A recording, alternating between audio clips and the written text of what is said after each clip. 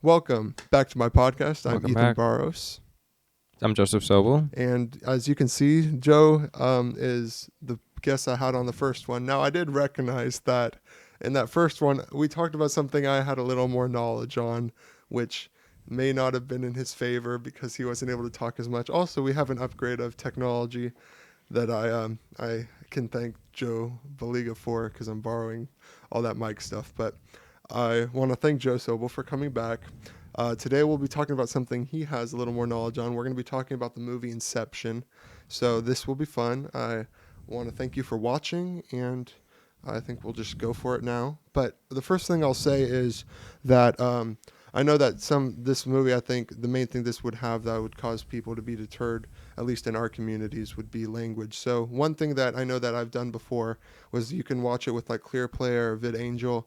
Those type of things can cut that stuff out. If you'd be interested in watching, there's ways that you can watch it if you didn't know about that, where you could go in and it'll cut out words you don't want to hear or scenes. But I think this is, if there's anything like that. But I just wanted to let everyone else know, if that's out there, that if you wanted to see that or see it and that's a restraint, then there's ways that you can cut that out so that you can actually enjoy it, because I know that can potentially take away from the experience for people. So Yeah.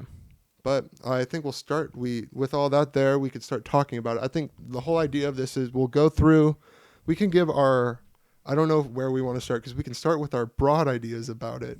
But at some point, I think we're going to progress through the movie. We'll just talk about the small portions of it, give the ideas of what we think, and then as we go step by step, basically even scene by scene, and from there we will say things that we think are interesting related to it. Yeah. And then as we go, we can even connect it to other things, even maybe other Nolan movies.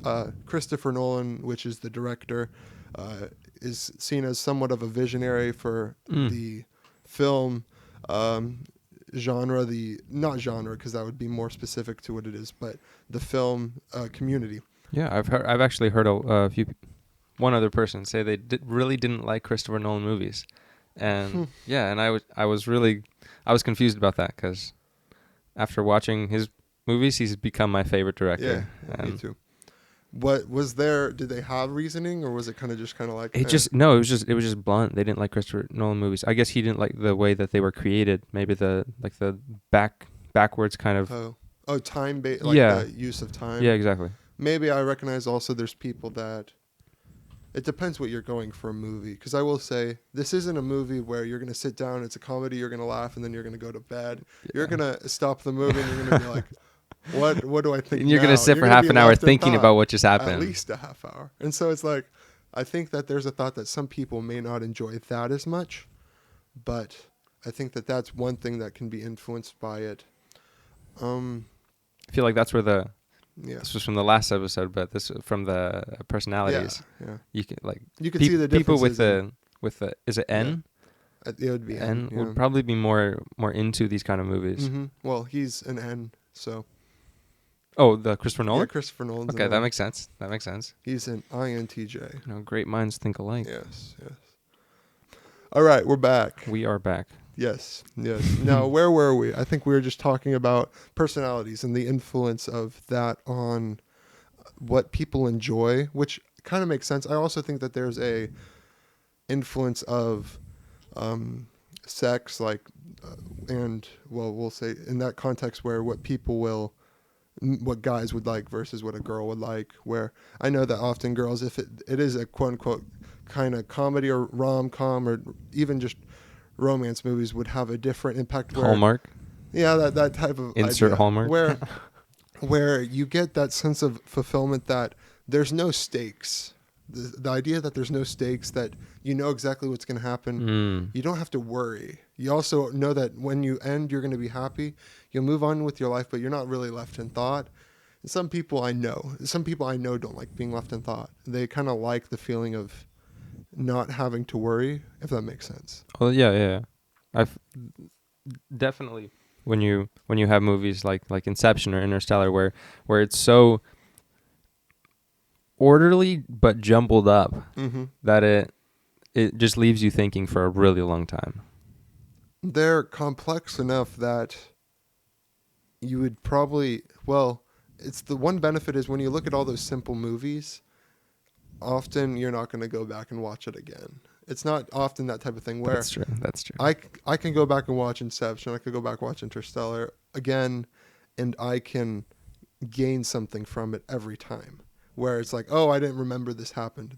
I guess we'll talk about it in the future. It's in Interstellar, but there's a scene in the near the end where it connects back to something that happened earlier, and I didn't recognize it till like the fourth or fifth time watching it, and I was like, yo, wait, what?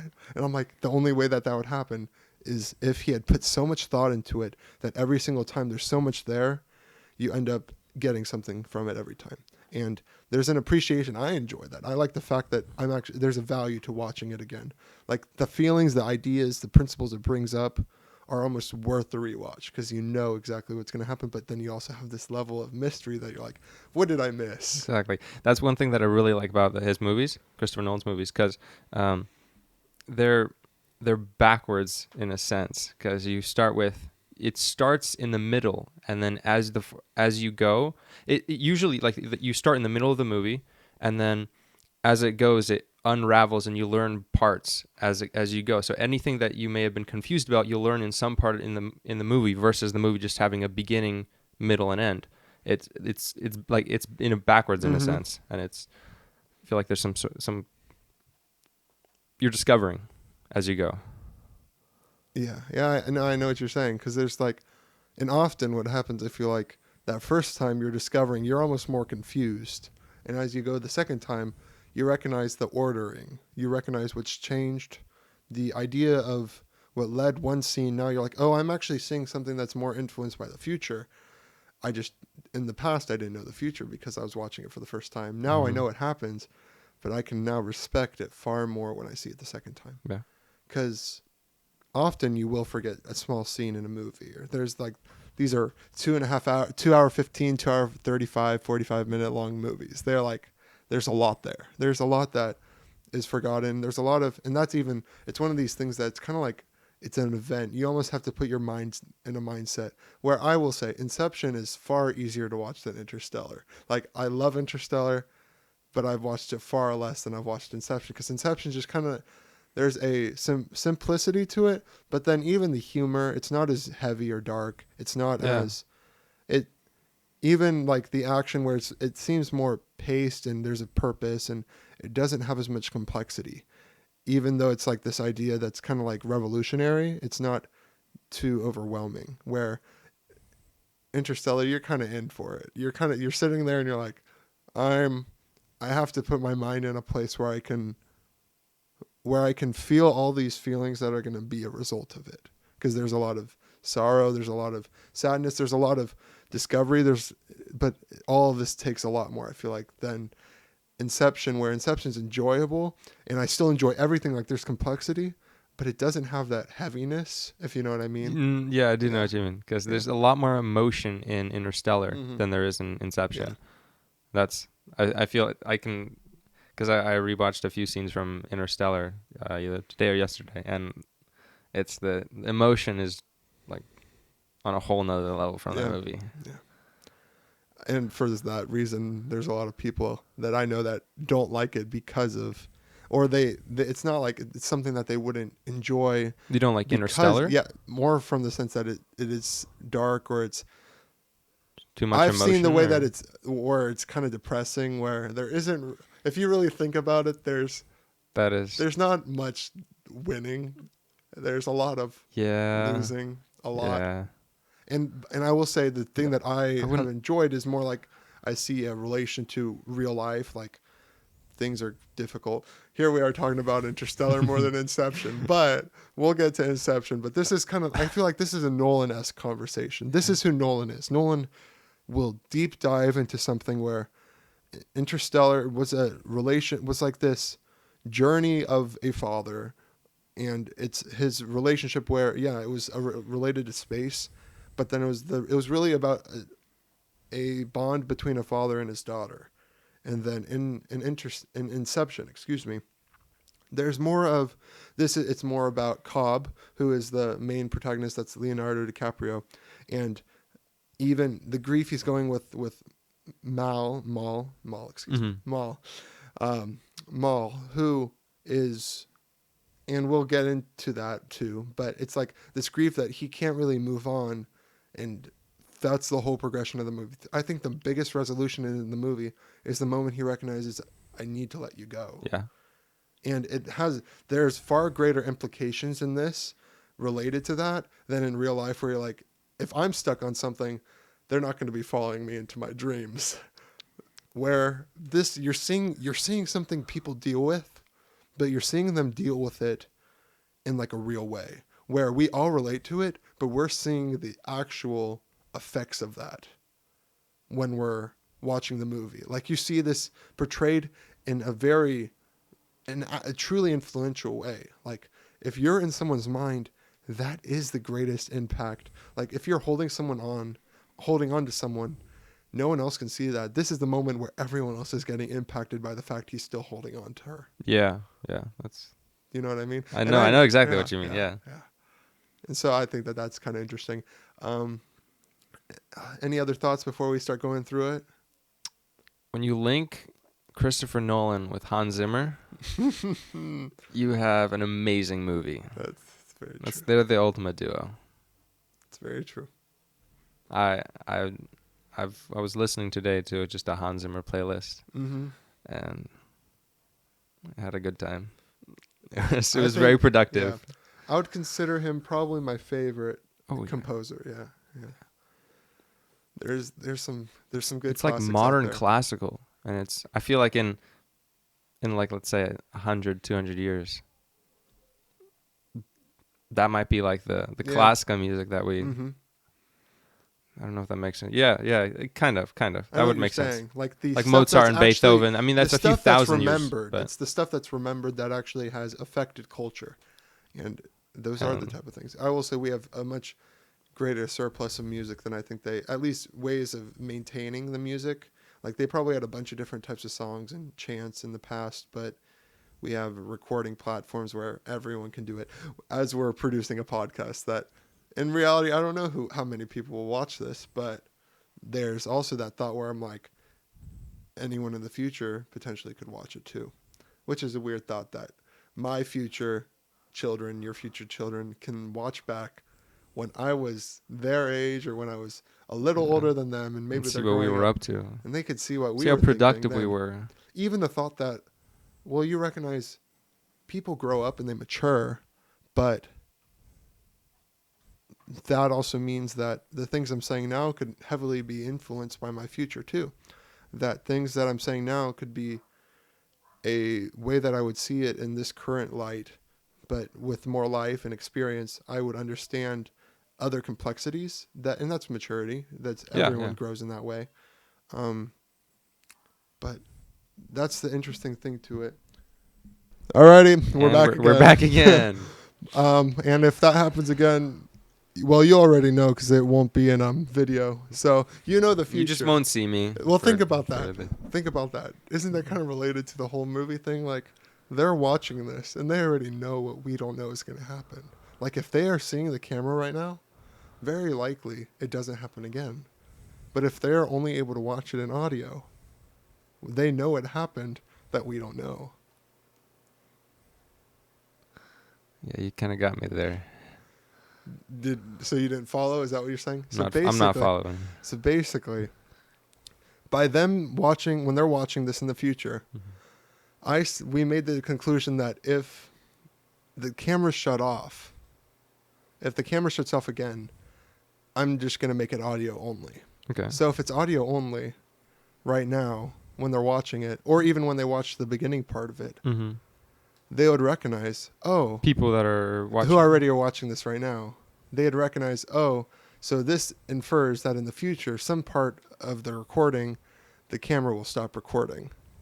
Where if they are watching the camera right now, it means it probably doesn't fail again. So they know the future without us knowing the future. I don't know. It's just, that makes that. And I was just kind of relating it to the where we're talking about like a Nolan sort movies, of backwards kind of where Nolan movies, you don't know the future, but you might be seeing the future right now, but you don't know you're watching the future. But then in the future, just like his movie Tenet, just like Tenet. That one's, I mean, so Well, confusing, that's also but the it's Prestige too. yeah. Yeah, because the Prestige jumps around in Right, timelines. right. I think was trying someone to said remember there's scenes four. that it was There's four like different that. timelines in the Prestige. There's I past, can yeah, right. because there's past. It's so there's both of them when they're competing. Mm-hmm. There's the times when they're in the beginning where they're learning, where it's you're seeing the brothers. Well, I think we're gonna cut this out because I just spoiled something that I didn't intend to spoil. But well, they don't know what I'm gonna say, so we'll keep going. But I think you see there's multiple different scenes going on, and if that wasn't clear, we're gonna be talking about the movie, so there's gonna be spoilers. Inception. Well, Inception, but we're gonna be Yes. talking about Inception. So if you Spoiler don't want alert. it, well, it's a strange movie to say quote unquote spoilers, but like if you watch it, it's more like it's one of those movies that I actually don't think is taken away if you have it spoiled. Spoiler alert, he dies. No, he doesn't. No, he doesn't. No, he doesn't. But Wait, I watched the wrong movie. I don't know what movie you watched. Let's see. So I think you think we're ready. We could just now start hitting the We're scenes. Alrighty. So the movie opens up in what we know to be the future, near the end of the movie. But it opens up in the sequence where Cobb wakes up and he's within the dream of a dream of a dream of a dream, and he's with Sato. And Sato is now old because he's been stuck in limbo. And you don't know that that's what's happening till later in the movie. Mm-hmm. And so basically that scene is it's a level of foreshadow, but it's also leaving you, because it has no relation to the scenes that happen, the next scene that happens. But it's just interesting to see that connection because, well, also I'll point out, we see them sitting at that table where Sato is old, and in the next scene you see Sato young and Cobb is with Sato, and Cobb's the same age. Mm-hmm. So even that kind of has that parallelism where it makes you wonder, okay, what's changed in time that they've connected from the same position, and what happens in the future that I was sitting. just confused about that Yeah. because I was remembering in the first one, in the opening scene, Yeah. Sato's young. Sato's, the scene after that. It's the scene after, and that's Yeah. what I was thinking. I was like, Yeah. wait. Yeah, so the very first scene is when Cobb goes to try to rescue Sato, when he goes down into limbo. That is really interesting. Because Sato goes unconscious. Yeah. And the higher one, so and they then have he to goes go into deeper to limbo, get him. and then Yeah. okay. And then in the I don't want to go too far. So then the next scene after that, and I'm using a website that listed them out. So in the next sequence right after this is now in the future. Not future, excuse me. This is the past, where the beginning of the film. This is the true beginning. Basically, should we just say everything that's actually happening in that moment, or because if you've watched this, you've already had the surprises of, oh, they're in this dream level or that. So should we just talk about it, you think? Yeah. Okay. Yeah. So basically, it opens up, and unknowing to Sato, he's in dream level 2. Mm-hmm. Meaning, and then Cobb is explaining extraction to him. He's explaining the idea of extracting an idea from the dream, and he's trying to sell this service to him. And then we become aware because Arthur tells Cobb that he knows, like, everything. He starts seeing all these hints around. He's seeing the shaking. He's starting to sense all these things that are happening, and then it goes to. And then their whole building is shaking, which is then going to relate to them saying, oh, what's going on up there? Like, why is the whole building shaking, which is defined by the fact that they're shaking in their...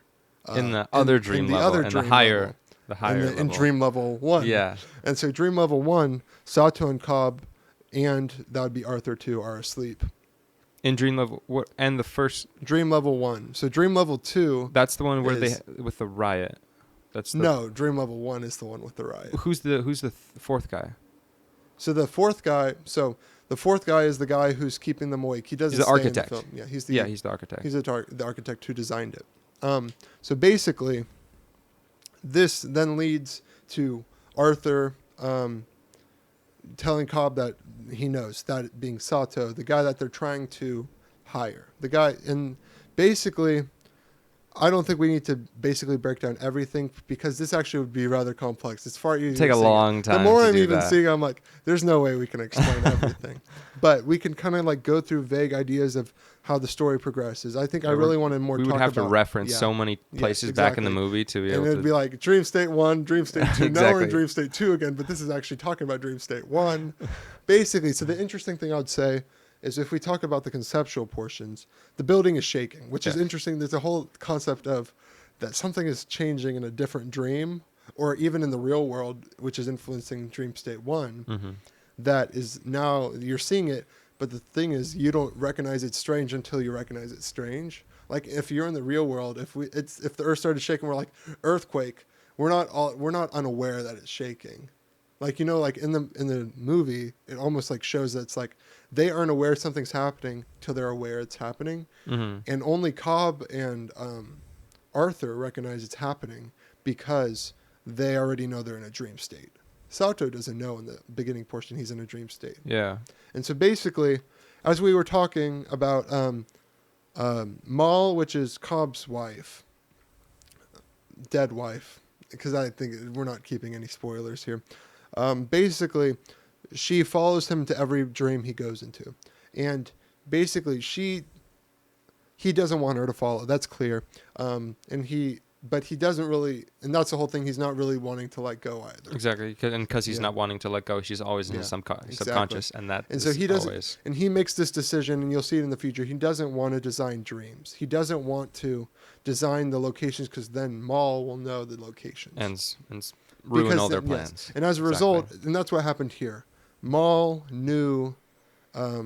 Maul went and told Sato that he's in a dream, and then this made her aware, and that this made him aware that they were in a dream, and this influenced how he would respond to them in this case, if you know what I mean. Like they clearly now that he knows, he's able to manipulate the dream, because in a dream state, if you die, then you just You wake wake up up. in the next dream. That's like Yeah. your regular dreams Yeah. and when you're having dreams. If you Yeah. when you almost die, Yeah. when you almost die, because you Yeah. never when you're dreaming, you never actually die. You never experience that. You always wake up, Mm-hmm. which is really interesting. I love how that they put it in. I just realized that. I love how they put that in there. It's like realistic Yeah, to real life. it's actually like real life. And that's where basically, and they have this thing that's also going to connect called the kick, where if you have this falling motion, you'll suddenly wake up, which Mhm. is also sort of realistic. If Exactly, you're that's falling true. off your bed, all of a sudden you're going to wake up. Yeah, when you're sometimes you falling. feel like that falling motion Yeah. when you're laying And then in all bed. of a sudden you wake up Exactly. and you're like, oh, here we are. Exactly. So basically, Sato knew that he was in this second dream state. He doesn't know he's in a second one. He thinks that this is the main dream state. And then they wake up after Cobb gets a kick because Arthur was killed. But all this doesn't really make it matter. It's like, let's go through Yeah. the main points now. The plan Yes. failed. They Yeah, had to plan get out of failed. that They and had to get go to the dream stage number 1. Yes. Now they're in dream level 1 that Sato doesn't know.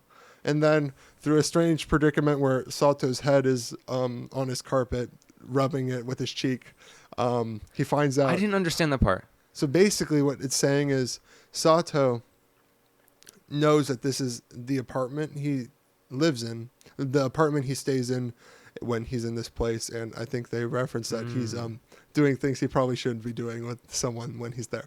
So basically when he is there, he gets shoved to the ground, or somehow he ends up on the ground. I think he's just they push him to the ground. Yeah, I when think he's he there. gets tackled because Yeah. Cobb He tackles tries him to trying to attack, take away yeah. the gun. And Yeah, there you go. So, and that's what happened. And then he's on the ground, and different from real life apartment where his carpet is, I think he says he always hated the carpet in his real apartment because it was like I could even try to find the scene where they're talking about it.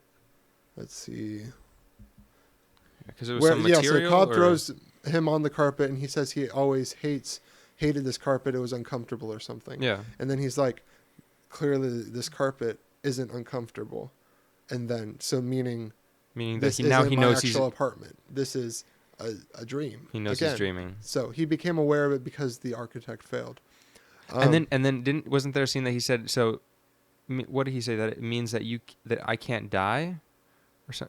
I think When? there was a scene right after that, and he said that means that I can't. If this is my dream, then I can't die. And then Cobb says to the architect, "Well, this isn't your dream. This is his. This is in his Yeah. subconsciousness." Oh no. So yeah. So the thought there related to how I think with the mob coming, they're like, wait, if this is my dream that we're in, I this. Oh, being, right, because the yeah, mob doesn't. The yeah. people don't attack the hmm owner of the Which subconsciousness. and then so they attack, and then everyone wakes up, and that even was a little like I think that was even deeper within this weed, this bag of weeds, whatever the saying is. But Yeah. it was even deeper than I'm like it's kind of getting into the weeds. That it's like whatever happened, they wake up, he recognizes that he was in a dream within a dream, and in the end he was impressed by it. But they feel like they have to run, like because they failed, like they clearly got him into a dream without him knowing he was in a dream. So And then there's that one scene that yeah, right in when he's in the hotel room and he's not completely sure if he's in the dream or not. So he has to test himself by using a his what is it called? It's a uh, what are they called? I forgot. I don't know. He has a weight that it's a top that tells him if he's in a dream or not by toppling. If it continues to spin forever, then It's a dream. he's in a dream. And so he realized that he was not in a dream when the top fell over. And that's where we continue on to the next scene, Yes. where they run away. They realize that the people that hired them to do something, plan failed. They had to get out of there because they knew they didn't have a second chance. But unknowing to them, the people that hired them... Totem. Sorry. Totem, yes, Totem. Totem. And the people that hired them were actually the people that they were trying to get information from the first time. Mm-hmm. And it was a test. They weren't trying to steal information. It was just a test to see if they were ready for something else. Yeah. And basically, then this leads to the next scene where Sato is wanting to hire them for Inception this time. And then title of the movie. Yes, title of the movie. There you go. And we can now explain this here. Inception, and this is how it's explained in it. It's the idea is the wrong word to use in this. It's the principle of putting an idea into someone's head without them knowing that the idea was put into there. Exactly. Making them think that it was their own idea. Yes. So basically extraction, where what they were going in, when they went into Sato's mind, mm-hmm. the idea was that they are going to go, and usually everyone will lock documents or important information in their brains, and they'll put it into a safe, or they'll put it into some safe room that has security, which is their subconscious. Their subconscious is the security within the dream. And basically, that meant that Cobb was in this state where he had to withdraw this information, which is extraction. And now he's talking about Inception, which is the development of putting the dreams in their mind, but they can't actually tell them they're putting the dreams in their mind, because then it's not the person creating the idea, it's someone else telling them to have that idea, because it's only going to be strong and strongly impacted if it's induced.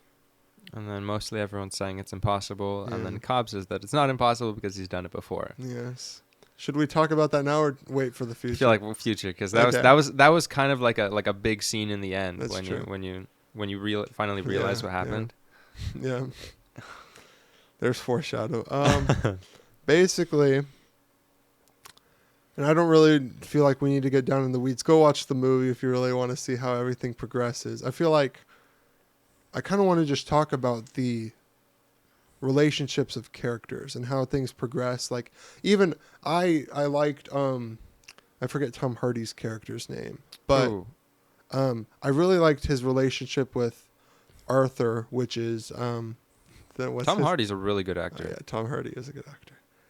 What's Arthur's actor's name? Like Arthur, what's his real life? Yeah. You want me to look it up? Sure, go ahead. It would probably be quicker than trying to find it on my laptop. Basically, I really like their the way that they would react to each other. There's this clear frustration with each other. You got it? Almost. Alrighty. Basically, this frustration that they're like, they'd worked together before, so that had influenced how they would react to each other. Joseph Gordon-Levitt. Uh, Joseph Levitt. yeah. Levitt. Levitt. Yes. Yeah. So basically, I really liked, and he's a good actor too. Basically, I really liked how those two would react to each other in those scenes where it's like, okay, like clearly there's this frustration. There's this a tension. relationship there, and yeah, but it's a tension, but it wasn't. But the humor that would happen between them was kind of like, well, he would see Arthur Levitt's character basically kind of like a stuck up who kind of like is like very firm on like we have to do it this way. Yeah, that's, and then I can see that. And Definitely. then Tom Hardy's character was kind of like he's like excuse me. he's how he plays in every single movie. That's it. They give him a character that perfectly matches his personality in real life. Like every single movie that I've seen him in, he acts the same way in every single movie. It's so cool. Mm-hmm. I think there's some. Well, I'll say I feel like Bane was a little different, but okay, yeah, that's true. Bane is a Still the little bit different. But basically, I really like that interaction. Even Cobb and what is it, Ariadne, and then I'm gonna just use Ariadne because I don't really want to deal with whatever else we'll call them. But can I say something real quickly? Sure, go ahead. So their names. Did you see not the theory, but the thing about their names? Their names, when you put them in order, it spells out dream with the first letters of their names.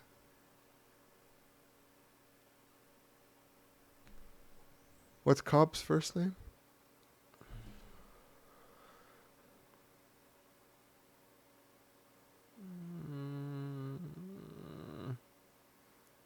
Arthur would use it. I don't think he'd use Cobb, if I remember. I don't know if I'd be. I know it says Cobb. There is a first. He has a. I thought so. Yeah, he has a first name though, or something. Either way, basically, I didn't know that. That's interesting. It seems somewhat intentional, but maybe they only would use Cobb. But then I also don't know that wouldn't be fulfilled. Dom Cobb? No. Either way. Yeah. Either way. I think we just keep it low key. If that's not clear, I think this is kind of like one of those ones. Dominic? Was it Cobb. Dominic? Yeah, Dominic. Did they ever hear Dominic? I only heard Cobb in there. I only heard. I guess like I thought. But if you put the first name with the letters, it makes dream, which I thought was when I read that I thought it was pretty cool. That's cool. It's cool. It's clearly intentional. Definitely. Oh, that's cool. It's cool. So Ariadne, that's her. Ariadne, that was that person's name. I'm not really. That was the girl, right? Well, who was a girl then, who claims to be, who now says they're a man. So okay, that's why I'm like, let's just call them Ariadne, because I don't need any other responses. But in that time, she was a woman, and well, or whatever you would want to say, but that's how she was portrayed in this movie. Basically, Cobb and Ariadne, they first meet, and I kind of see. At first, I was wondering if it was a almost romantic partnering, like in a way where it's like, because they have an age gap, but it really felt more like a sibling potentially. It felt like, or even maybe like not even daughter. It felt, because I'm like, the age gap is not large enough for daughter. Like you see Cobb's children in the future, they're not that old. Yeah. But I see, it really didn't. I don't know. She came along with the dream, so I don't really know the idea there, because there wasn't. I don't think he was also trying to develop an idea of like what would happen with Cobb in the future. Mm-hmm. But I think they were trying to like push on. Well, especially because Arthur kisses Ariadne, so which that was probably one of the funniest. I really like that scene. He's like, well, it was worth a shot. It was worth a shot. Oh, that's a good one. Honestly, I didn't like her character that much. She seemed really. I don't know what's the right word. She was getting into other people's business. Sure. And though it was necessary, because for the team it was necessary, but when you would like look at her as an, She'd go into Cobb's dreams and all and this. Yeah. I was getting kind of annoyed during The one thing I'll say is I think it was his way, that being Nolan's way of demonstrating, her like showing Cobb's like everything going on with Cobb. Like Cobb wouldn't have just told the story. Like he's he not just needed going to go, someone "Hey guys, I prying. need your help with Yeah, this." he would have needed someone prying into his life.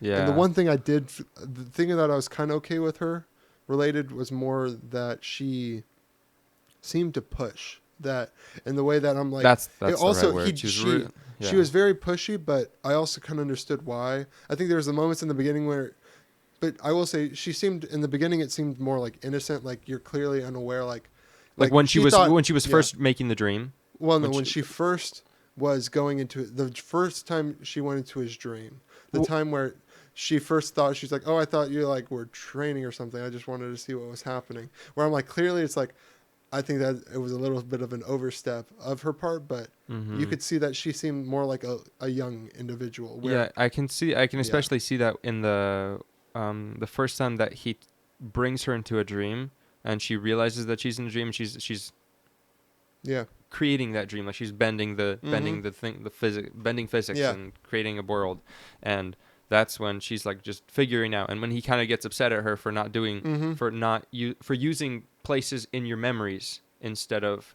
just references from little specific details, because in the movie Cobb says that you're not supposed to use memories, and so when she's doing that, I can understand that she's very new. She barely understands it, and so I can understand that part of her being new. But when she starts going into his dreams, then that's when I feel like it sort of did match the personality she portrayed, though. Like she was extremely strong in the way that she was like, okay, I want to kind of go against everything that was kind of put in front of me.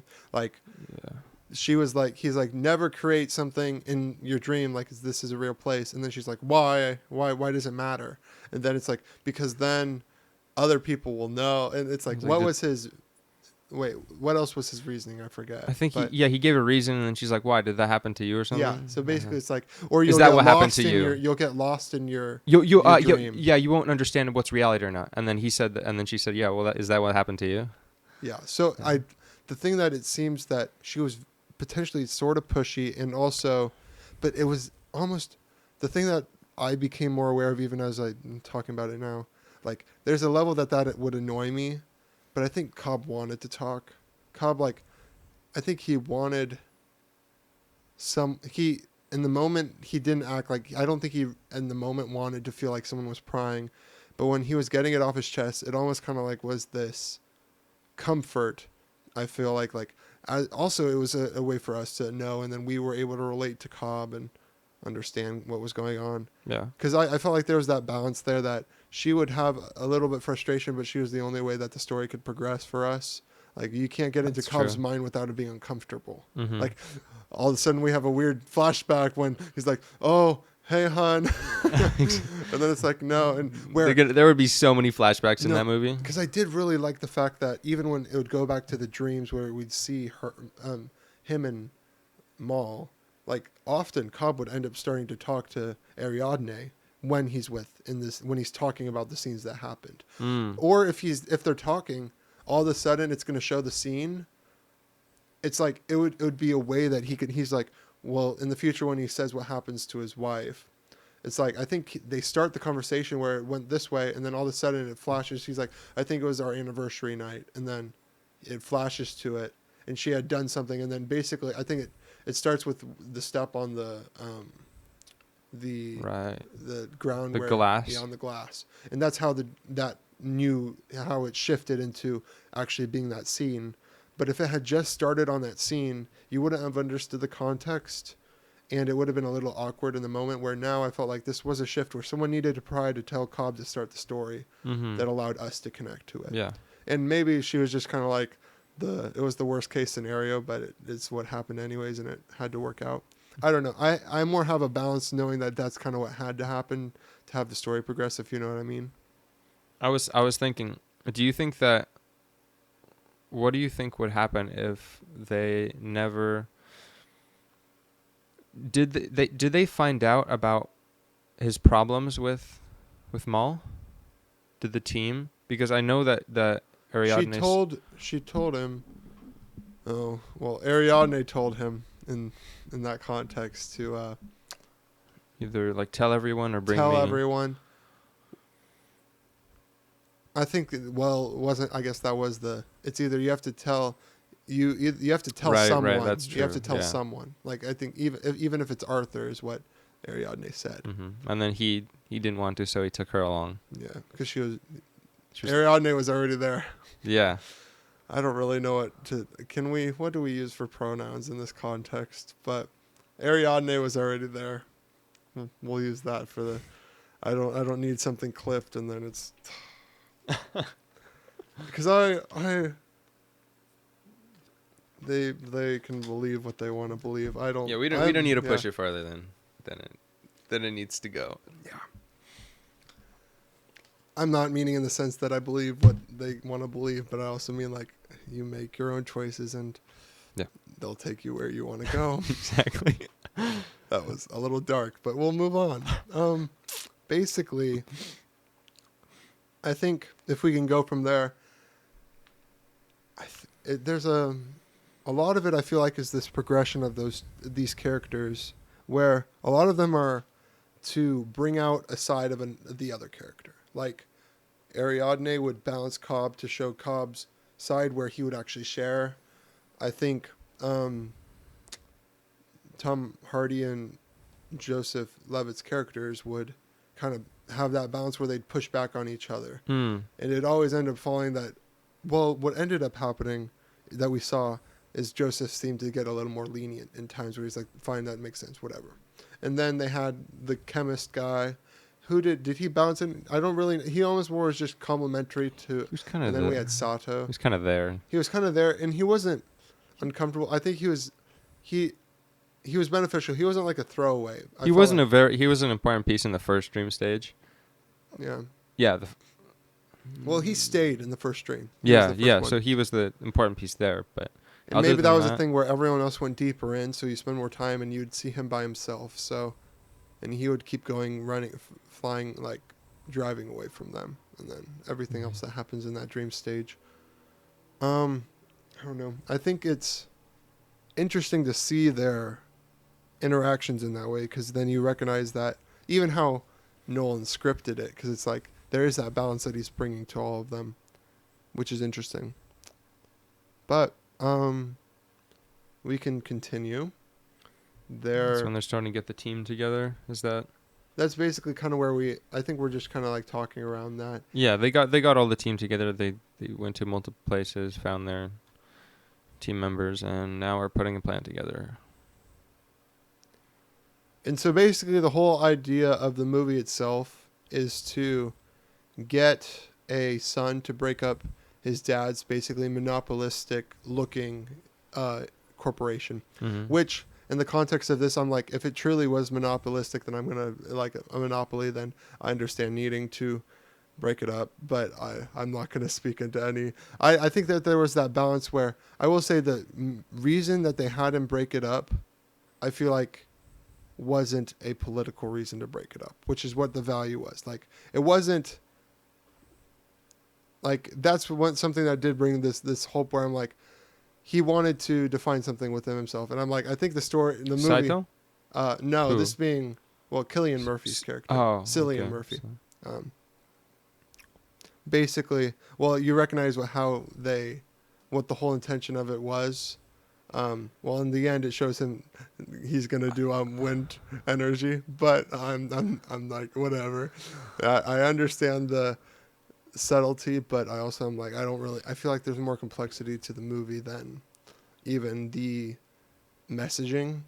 Every movie might have messaging, but even the reason that he decided to made sense rather than just saying we need to save the earth or say something like that. Like, the reason he did it was he didn't want to be in the shot. He was like, I don't want you to feel like you have to copy your father.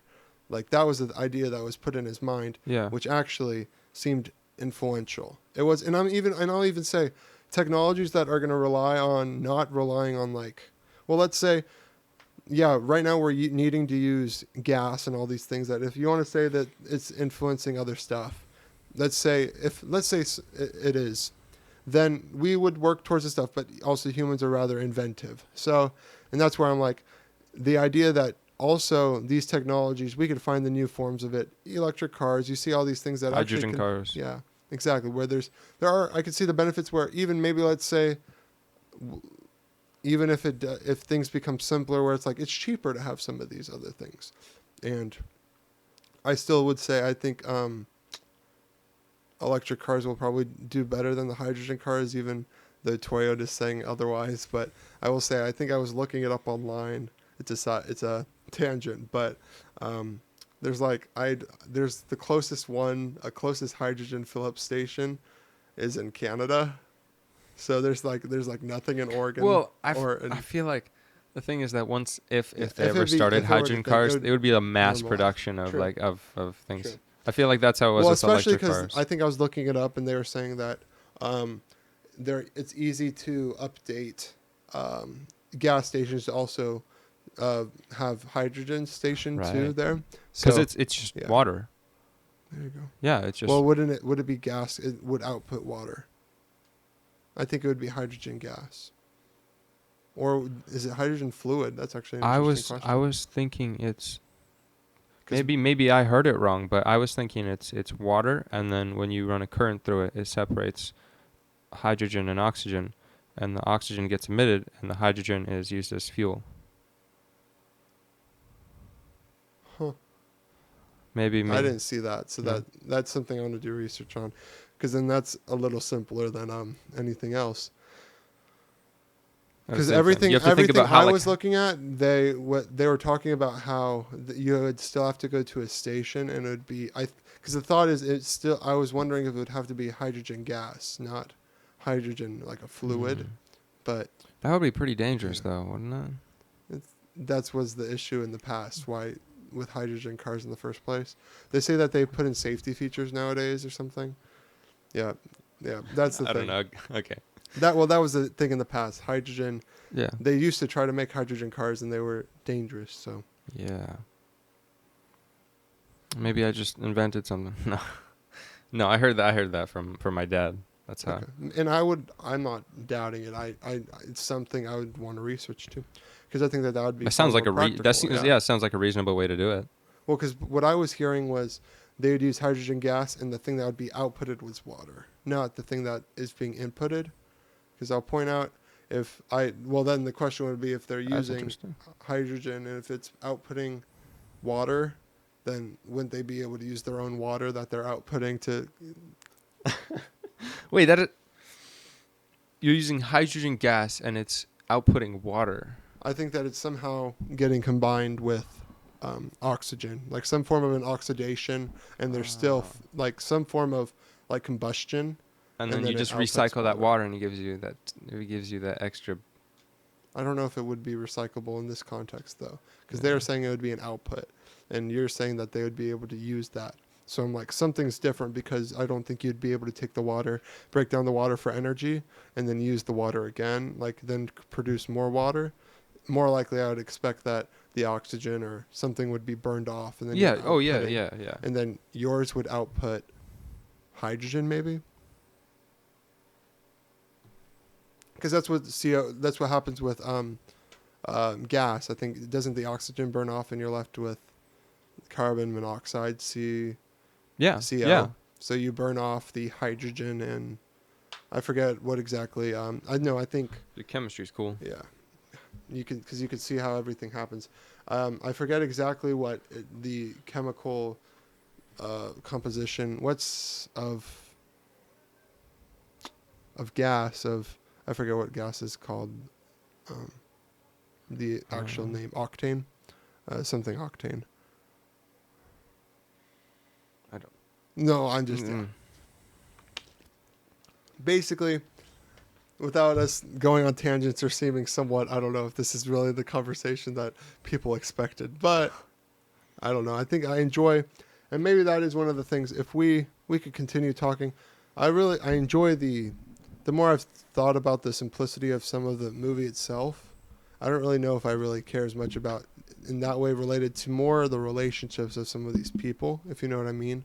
Like, or even some of like the complexities of a dream state or those type of things were Yeah. interesting. Where some of the I stuff is fulfilled I in was the gonna say, scenes. do you Yeah, think that stuff? I was thinking you would be thinking the same question, but do you think this yeah. stuff is possible in real life?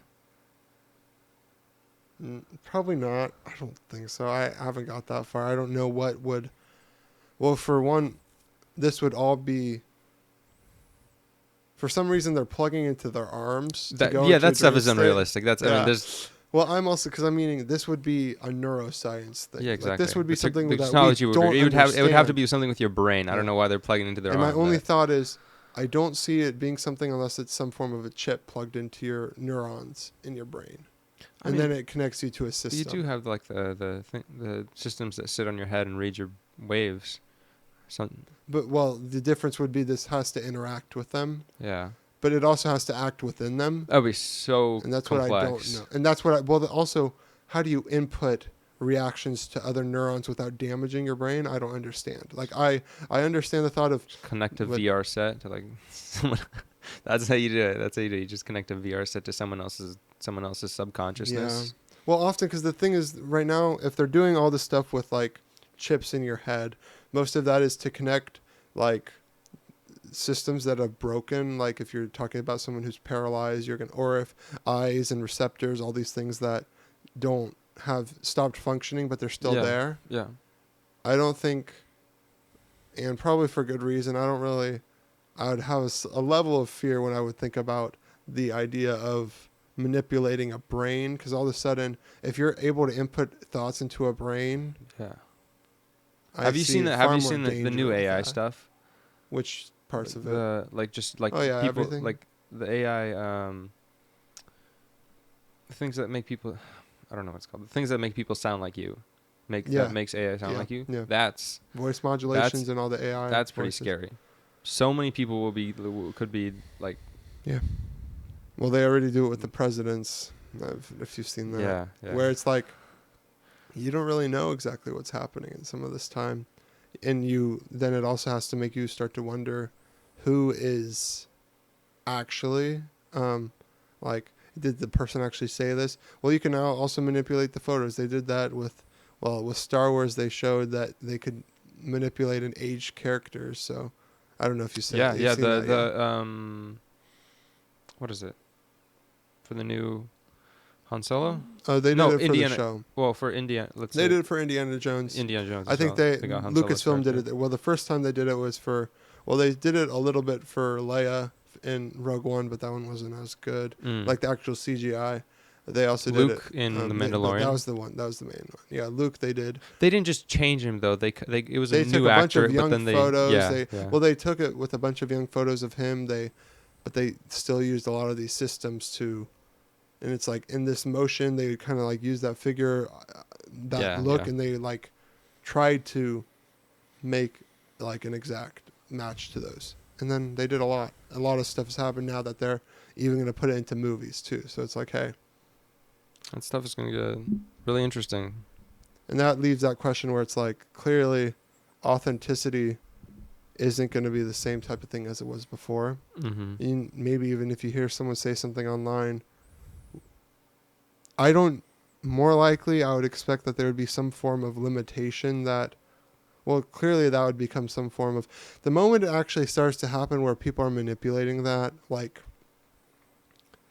the moment people start being able to use systems to steal or to manipulate things like that, where like that hasn't happened, that people haven't really done that much. I feel like security though would be also, let's say for like Face ID, if people were able to use AI to get a replica of your face and use it on your phone, I feel like by that time, if people were starting to notice that was an issue, they would get some different kind of like scanner that would scan an even deeper level of you. That would, I don't know. Or they might just have to switch the type of way that they're switch recording back the numbers. It might be. Yeah. So Inception.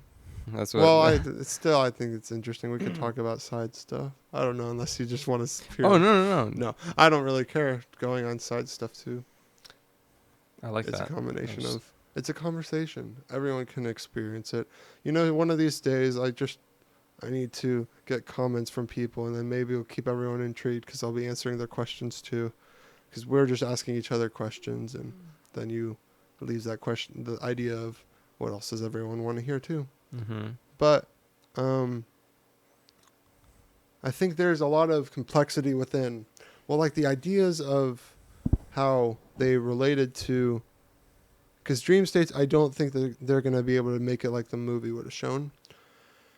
Because the movie also adds a lot of complexity, and it takes away a lot of other nuances that would probably be impacted by something like this. Like, I think there's a lot of, if they're able to produce this technology and for dreams, then why is this, why, so, and then they're stating that it's illegal. It's only able to be used in military use, and it was only also able to be used Yeah, they and said like they were. they have to go and like they had to sneak into a facility below in the basement of another place.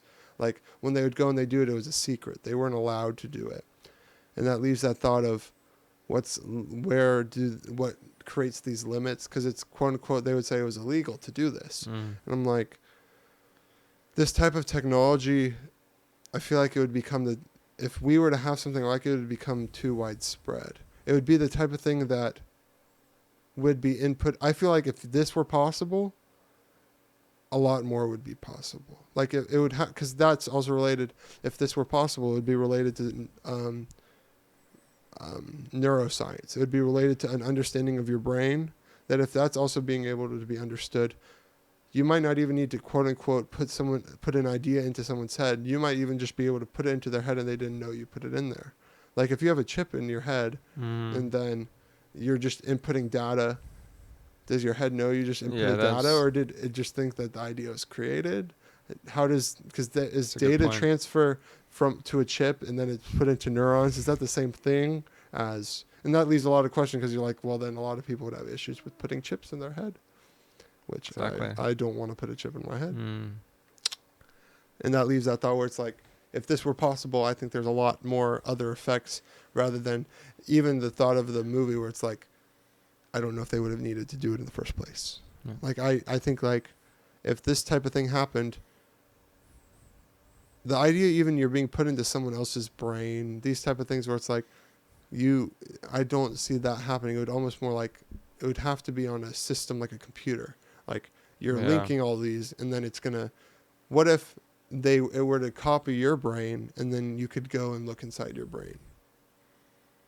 But then also, how does information store? We don't know. A lot of these things, like, we could see, like, because all we know, often the things that I'll hear people say that they know, it's more like it's this conjecture thing. They'll say, okay, when you're being emotional or you're responding and making emotional decisions, this part of your brain will start having bigger waves and reactions. It's not as much like, okay, this neuron is firing in this way, meaning you're angry. It's more like, this is kind of reactionary over here. We don't really know, but it's kind of technology isn't developed in that area yet. In that way too, but it's also kind of a lot of it's left to mystery. Almost, I feel like, it seems because that also leaves the question that I don't really know how you could have your brain built in a way that it could produce consider this. Look at animals, they have brains, they have this concept.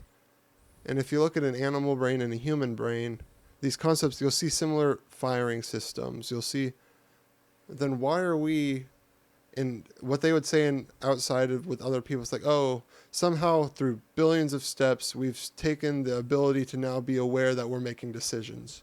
We've gained sentience from billions of years of evolution.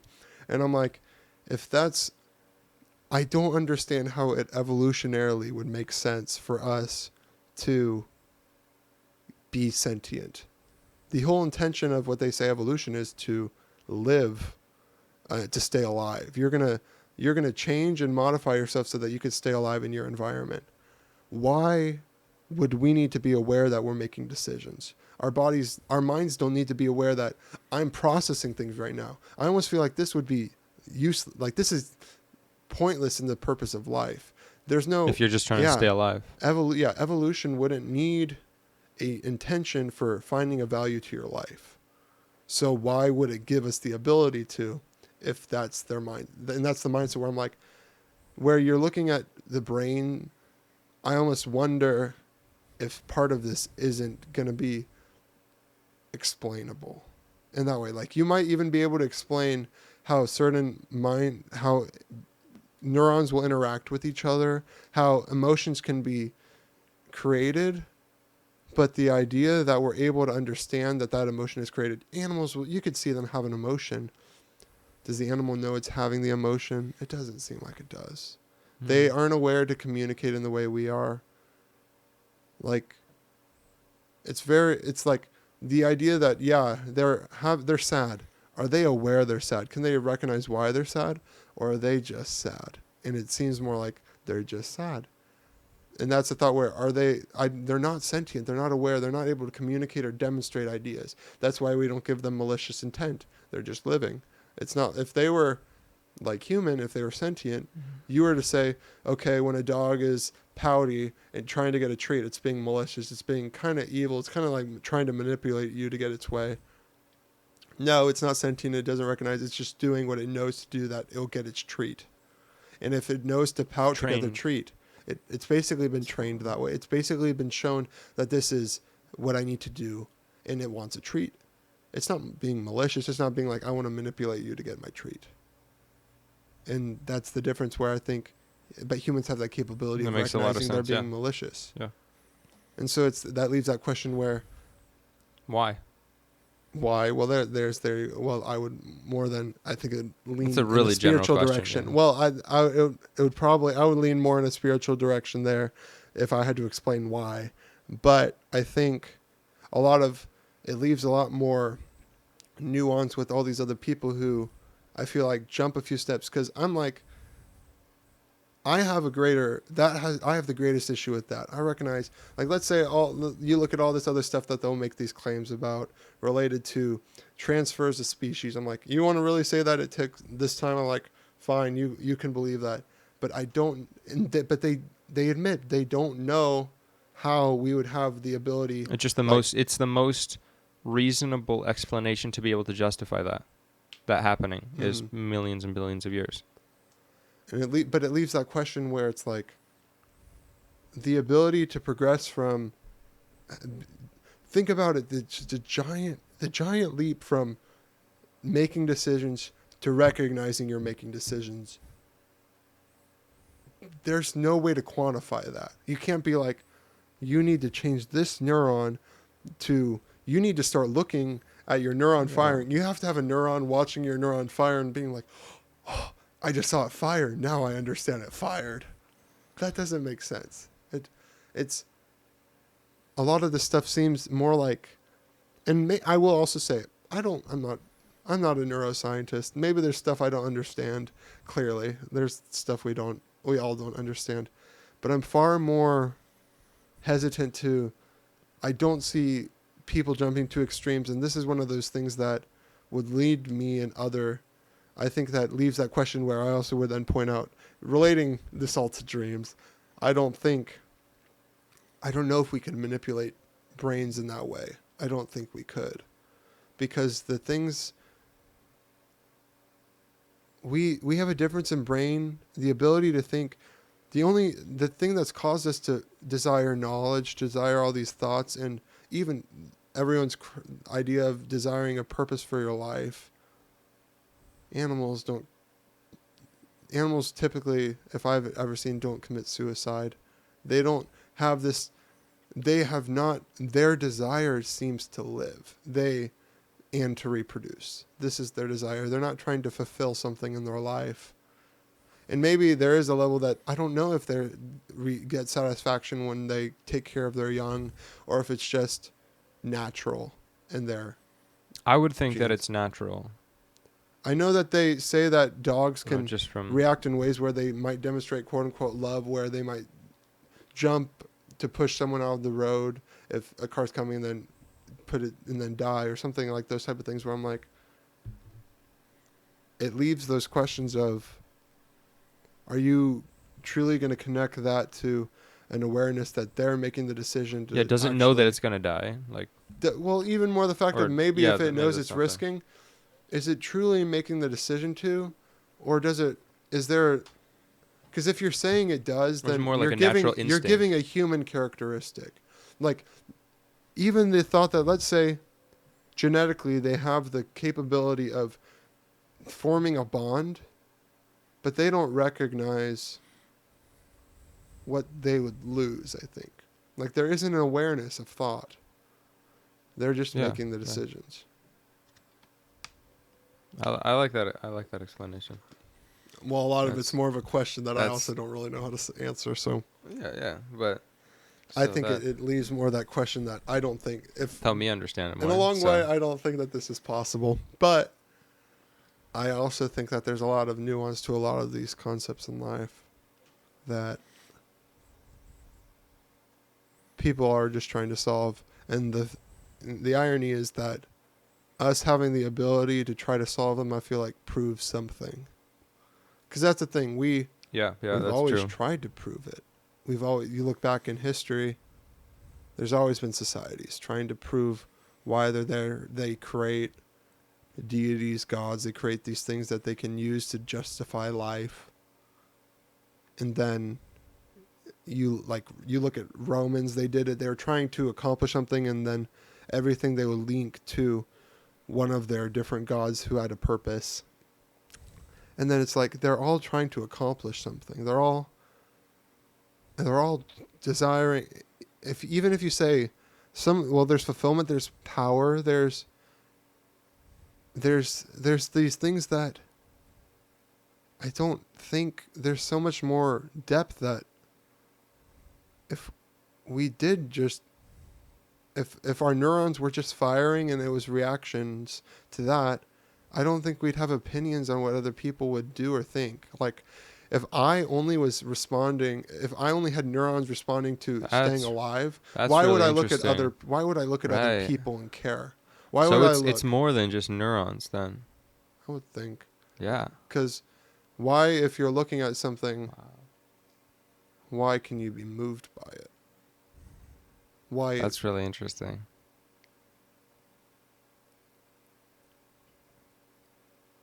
Huh. I like that. I'm gonna have Well, to. Well,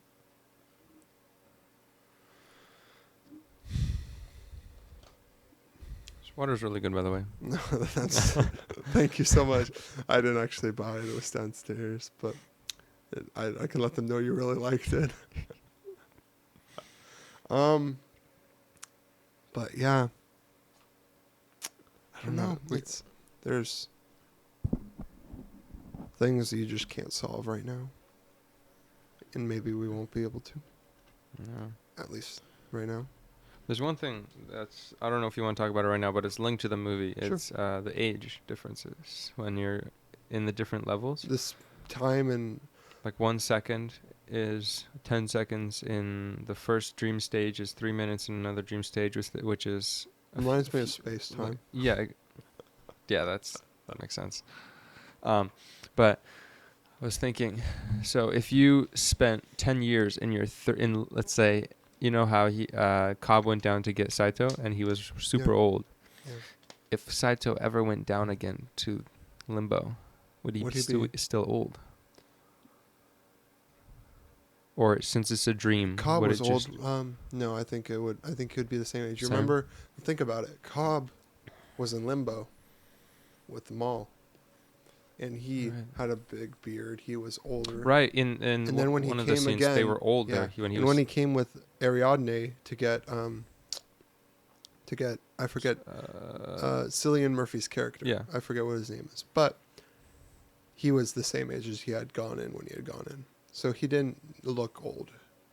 So I would say that he was probably that. He wasn't that age if he went back. Right. That okay.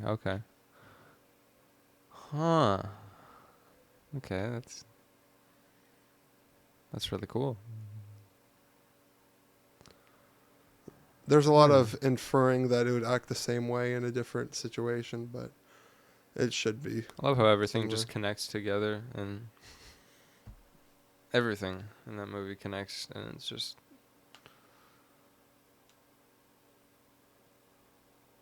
yeah. That's what makes it good. Yeah. It leaves a lot of thought about the future or reality. I think there's one I feel like Interstellar does that even more. It probably is what leaves you in the thought, but it also, as a result, the only thing that's going to leave you in thought is it being extremely dark. Which I don't feel like it's that dark. Dark is the wrong word in that context. Maybe sad, depressing, because dark would almost be more like a horrifying type of dark, and Yeah, I yeah, don't yeah, like. yeah. I think like that shows more a side of human nature, and dark would be almost like a extreme form of evil Mm-hmm. outside of human nature. Probably more similar to like evil villains or something like that. Let's see. But we can progress. Basically, I guess we could talk about everything that happened with Maul in that hotel room. Basically, well, it does link us to talking about the first time Inception happened. So do you think we're at a time we can talk about Inception, the first time it happened with Maul, what Cobb did? We are out of time. Do you think we are? I think I don't. How Do you long? want to keep How long has going? it been going? We've been going for like an hour, but I was more referencing even just like I feel like we've talked about a lot of the different scenes. I feel like there's a lot of nuance to we could talk related to some of that, but we Yeah, could I keep think going. yeah. All right, basically Cobb so both Cobb and Maul had been in this dream state where they had been there for years. They had lived there, they had built this entire city where they just lived and they were alone, where no one else was influencing them. They would just go from house to house. They built their houses that they lived in their childhoods. It was this giant city. And like if you see the movie, you can see it in the future when they come back in the future to get Cillian Murphy's character. The city's basically all in We just get ruins his because it's name, so been. we don't have to say that. Thank you. Basically, the whole city is Fisher. in ruins. Fisher. The whole city is in ruins, and basically, it's showing that they had spent years building. They were there for decades. I think is even Yeah, what he because said. when Yeah. in one of the scenes it shows when this is closer to the end, but when he's talking with her about how they live together, it shows them being old and walking through that Yeah. thing. So they lived there for about 50 years, 60 years. I think he says that too. Okay. So And that leaves that thought where it's like, okay, so clearly, there's been this time, and then Cobb. I don't know if it makes it clear. Did Cobb always know he was in a dream state and he was just okay with it? I think that's what it seems like. He was like, oh, it was actually okay in the beginning. Like we just kind yeah, of lived here. We were happy. We were and just then it was he did just us. and then he said he couldn't live like that Yeah. And so by the end. basically, the very first person who had Inception done on them was Maul, where Cobb went into their first home, I think, and in the safe where they had put their totems, he took her totem and he just spun it and then he closed the safe. Well, I think that she locked away that totem Yeah, she did. as a She locked it up as a way trying to escape the reality that she's trying in to a escape dream. reality, and I really like how he like not Yeah. just the scene, but that entire part where by spinning it, he's putting the thought Yeah. that it's she's always in a dream, and I really like that part, and Yeah. so just by I forgot what I was gonna say.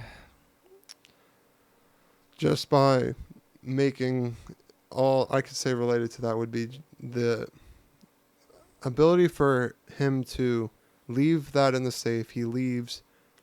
She's the one that opens that safe. She sees.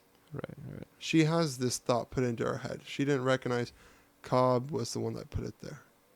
She's like, oh, this has been going this whole time. And the only way that would happen is I'm in a dream. And she produced the idea herself, and he already was okay with it. so he went along.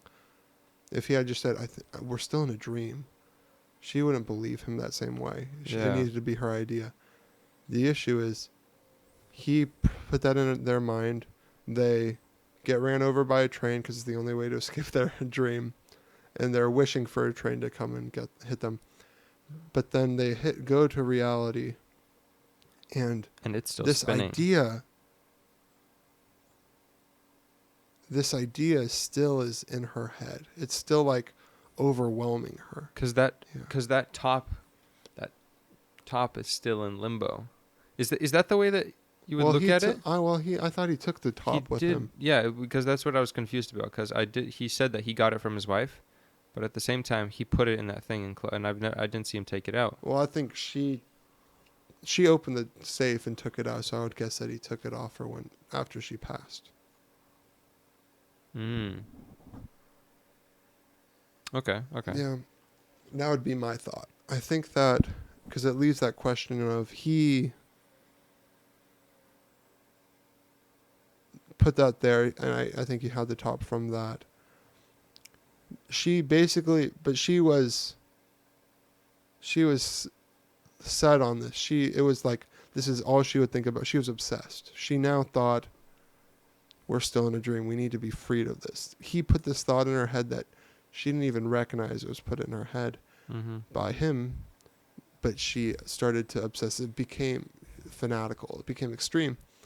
That this overwhelmed her. It took away any thought of ability of thinking or processing anymore, which I think was a somewhat extreme reality. I don't think it is the most realistic, but I also understood the point I was trying to come across.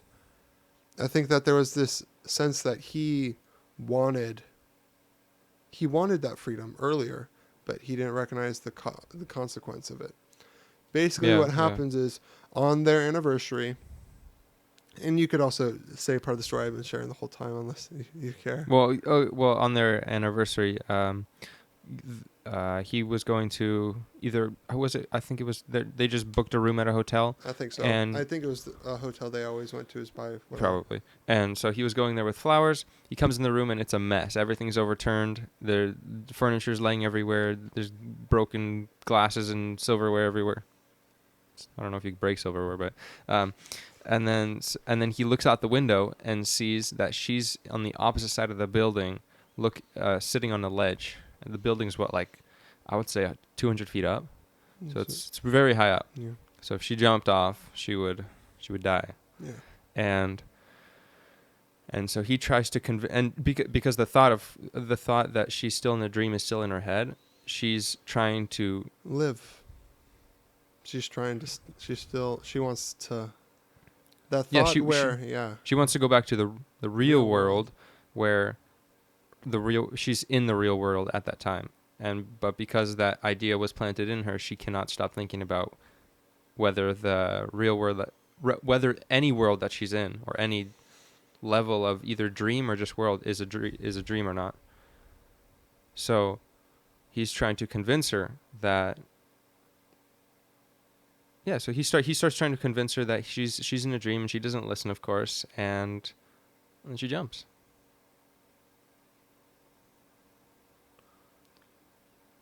That overwhelming sense that she had about it. She was completely overtaken by this idea put into her head, which is interesting that it was that overtaking of her. Because I think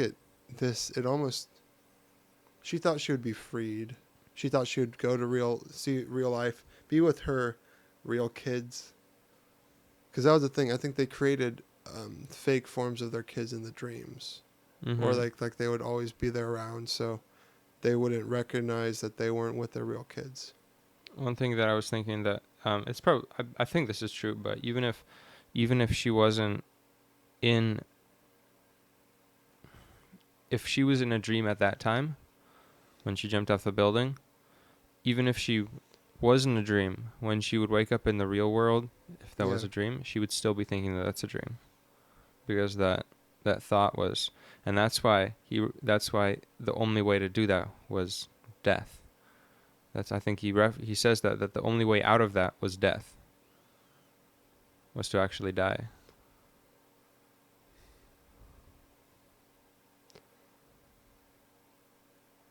It's interesting because it controlled her, but it also, that sense, you also have to recognize how controlled he felt when he was still in that dream. He was like, I can't live like this anymore.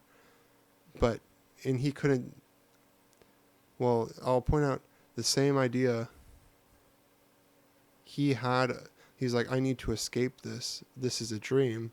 She didn't believe it was a dream. She thought this was real life. Like, this was reality for her. Mm-hmm. So if he had been like, this is a dream, I'm now going to go get ran over by a train, basically abandoning her in what she had seen as her reality, it would almost be identical to, besides the case that she actually didn't, he would wake up in real life and she would still be in a dream. It just leaves that kind of thought where it's like, he also had that level of controlling, overwhelming feeling about needing to go that she had, but he became aware that this was reality. I feel like he was also still fighting with that because he clearly felt a sense of responsibility for her death. Yeah, and I would say that's, yeah. I mean, he kind of, in the beginning, when I first, when you first saw the scene where she jumped off, Mm-hmm. were there two of those scenes or just one? Was that after that he revealed that he put the thought in her head? I think it was before. Before, because if it was before, then I think during the second time it happened was after, when I think he was talking with Maul. Exactly, I think so, because during that scene, the first time I saw that scene, I was on his side. I was thinking like, yeah, that's, I mean, she what's the word, blackmailed him into trying to kill himself to get into the real world. Yeah. And all the time he was the kind of the reason that she killed herself. Sort of, but I also wouldn't put that accountability on him because I feel like there's also that level where she was in that dream. And she wouldn't have gone unless he had guided her. I will say, I think that there was a difference. The one thing is, well, clearly he didn't intend to. He was broken. It was That was the one thing where I also unintentional. will, because my only other idea would be that he tried freeing her. That was his whole idea. He was trying to free her from this feeling that she wasn't living in this reality, because it was so hard for her to recognize that she wasn't in reality. She seemed to be the extreme one, though, that she didn't have a balance. She didn't recognize, now we're safe. She recognized, if I was in a dream there, what if I'm in a dream now? And she started getting extreme, which there's a level where there's an accountability on her part where I'm like, if she had had that idea put in anyway, I think she would have done the same thing. Because that's my struggle, where I'm like, I feel like he did what a reasonable person would potentially do by trying to not force it on her, by being like, I think this is the way it is. She wouldn't respond. He's like, I'm just going to show this is the way it is, without even having to tell her. Like, I'm going to let her come to this conclusion herself. But as a result, she became so extreme that she felt limited. She felt it became extreme, and she became controlled by that too. That's my only balance of the two, if you know what I mean, where she also had that level of accountability that she became obsessed with something that most people wouldn't be obsessed by it that much. Yeah. That's the only nuance that I might add. But I also understand that he did induce that thought. But I also feel very... It wasn't intentional. More than feeling... I felt bad for him more because he just lost his wife. And he knows she's not dreaming. And he feels a level of accountability, but she also took something extreme. And she had been freed, and then she reacted even more extremely. I don't know. Mhm. There's a little nuance there, but I also recognize it's all fictional. So in the end, what's actually going to happen is nothing. But Yeah. if you know what I mean, it's not as much. If I were to push back, that would have been the tiniest level. But I also understand where it's like he does have an accountability aspect, but I also think that you can't blame him for how she responded because she is an adult. She makes her own decisions too. And he also did beg. He begged her not to. He clearly didn't recognize that this is what would happen, though. If you know what I mean. No, no, I get what you're saying. Yeah. Yeah. Well, I'm also just kind of overwhelmed by that fact too, where it's like he put in a lot and he never recognized. He thought he was freeing her, and the only way that he probably would have actually kept her alive is by letting them live in limbo. But he never would have seen his kids again, and she would have been living that fake life. So is that a better life to live in limbo where everything's fake and you're not living with your real children? Do you think they would have lived forever in there?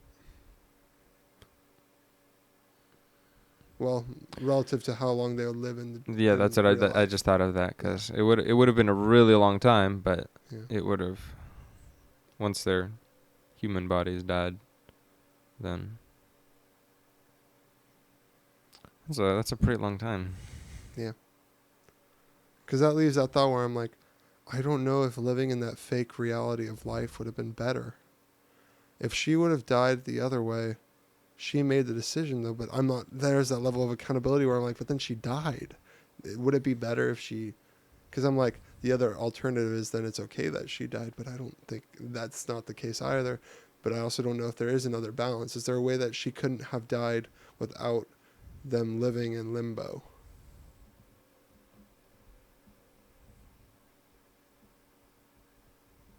Because that was her reality. Is it okay to live in that fake reality If he just and took be stuck there? Because he doesn't know that. And that's the thing. They switched places. He felt like he's like, and there's truth. They're actually stuck in a dream. And he's like, I want to be freed of this. well, she locked the top Yeah. inside She of was that trying to safe. she was trying to block out reality. Yeah, so if he took that top out, Yeah.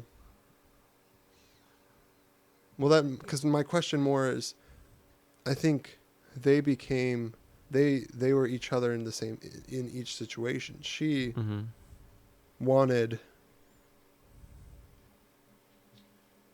she felt like she was living in her reality and he felt like he wasn't living in reality. And that was that was real. That was true. Mm-hmm. But then what switched is he felt like he was living in reality and she felt like she was living in a dream. They both kind of had both of the same things, but the only difference is she was the one that was wrong. But the idea was developed by him, but would she have had that idea anyways? Maybe. If she became aware that together, that if she had been aware that they had been in a dream state together without him, without Inception, where she came to it herself, would she have still had the concern about it in real life? I don't know. I think that there isn't that balance. There's no way of actually knowing, because that's my struggle where I don't really know if there's no way that there's an accountability aspect.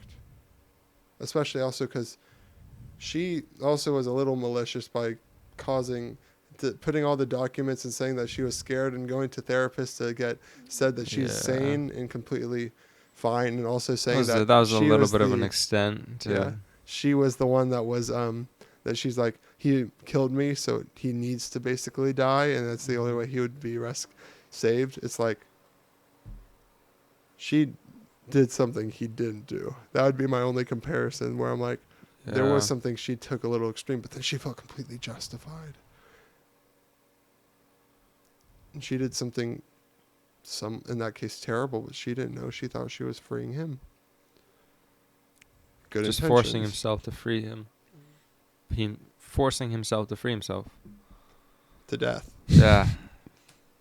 To free himself. Yeah, that's... Man, you can go so deep into this stuff. Well, I will say some of these are more moral questions that are outside that are outside of just a single concept. You can like Interstellar does this a lot too. Yeah. But that's more realistic. I was gonna ask you yeah. that. Do you think that Interstellar is more realistic than Inception? And, A lot of the stuff in Interstellar I think could be attainable I mean, not the if we were maybe to not the control wormholes. I Tesseract don't know. stuff, but I it wasn't think Tesseract, was it? Yeah, I think fibers. Ding, ding, ding. we don't know. We don't know what's in a black hole. That's true. That's true. And I'm not going to make a claim that it's like, oh, humans left something there for us. Spoilers. But I also don't. I recognize in reality they don't know it's there. Like they just say it's this infinite, tiny source of, like, tiniest collection of matter that gets ripped and destroyed. It leaves that question of, well, as if it's that very small, it leaves the questions of where it like makes it so small, it creates this compact. It leaves questions of, well, is there any other nuance or questions to that? Like, it's one of these things that we don't understand, and no one knows what's in a black hole. And I won't.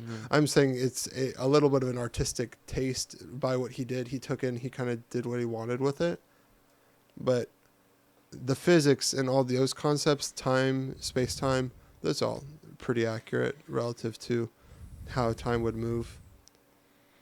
Yeah. I will say, yeah, he took some liberty there, but we also don't know what would happen. No one's gone into a black hole. We would assume that everyone would die because they would be stretched because light, it's a black hole is strong enough that it's going to pull light into it. So that's why you can't actually see a black hole. You can just see the effects of it.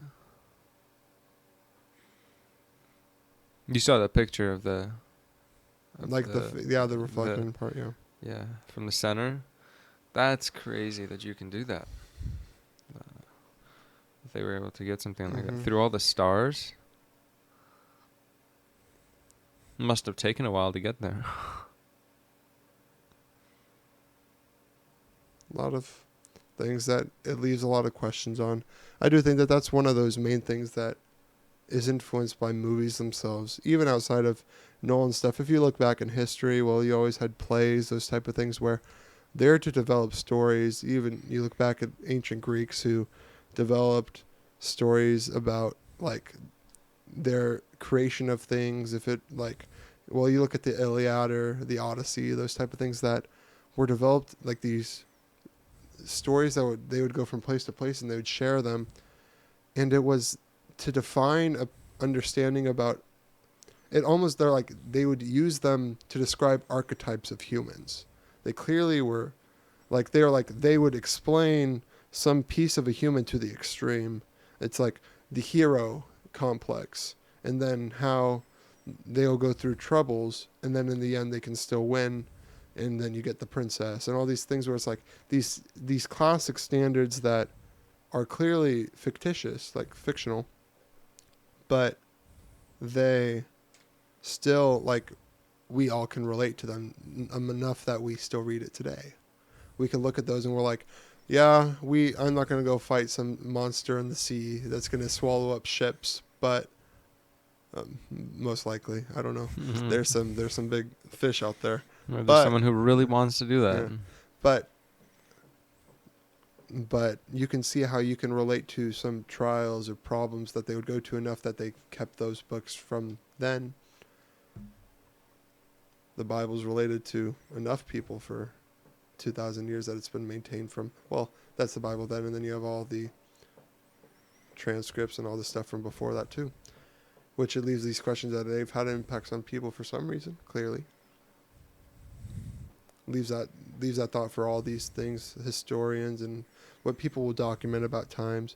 I think it's very interesting, the stuff that maintains, because if they've maintained since then, they have some truth or value to them for humans that we can appreciate and remember.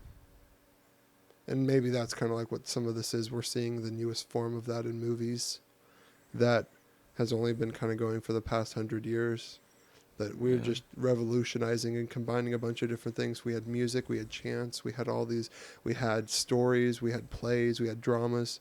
We just kind of combined them all into one type of thing where you would have satire, comedy, gestures, all these things you combine all these ideas into a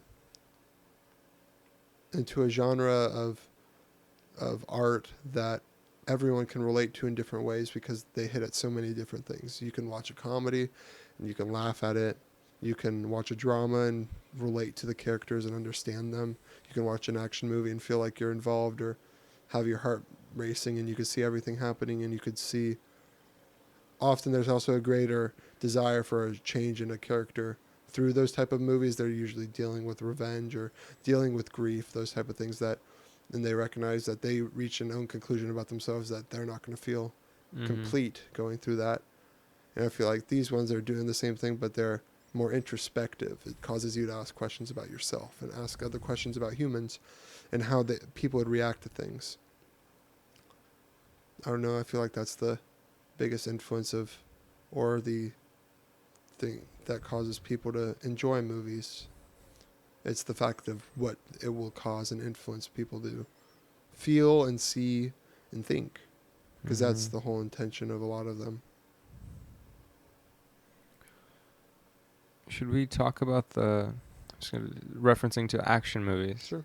Should we talk about the one scene, the hotel fight scene? Which scene was that? When the kicks were happening. And I know the bus. That was such a good scene. When I saw that, I loved that part. Yeah. Basically, well, I don't know if you've seen the videos of where they were recording I think I saw. I think I have an idea of how it was done. Well, they have videos of outside of the box, and they have the rotating. Yeah, of the yeah, box, that's what I was and thinking. They see them doing it, yeah. Basically, if you don't, watch the movie. I'd hope if the people are listening right now already know what we're talking about. Don't watch a video about it unless you've seen the movie. But hey, if you're really wanting to, I've made so many mistakes like that. Like when I haven't watched a movie before, I would just watch scenes, and then it doesn't feel as good when I'm watching it for the first time.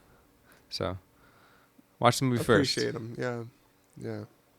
I think basically the whole building was rotating because we might want to go a little bit farther back to that. So you need the kicks. Sure. You need kicks to get out of the dreams, and the kicks would be the falling motions. Yes. And yeah.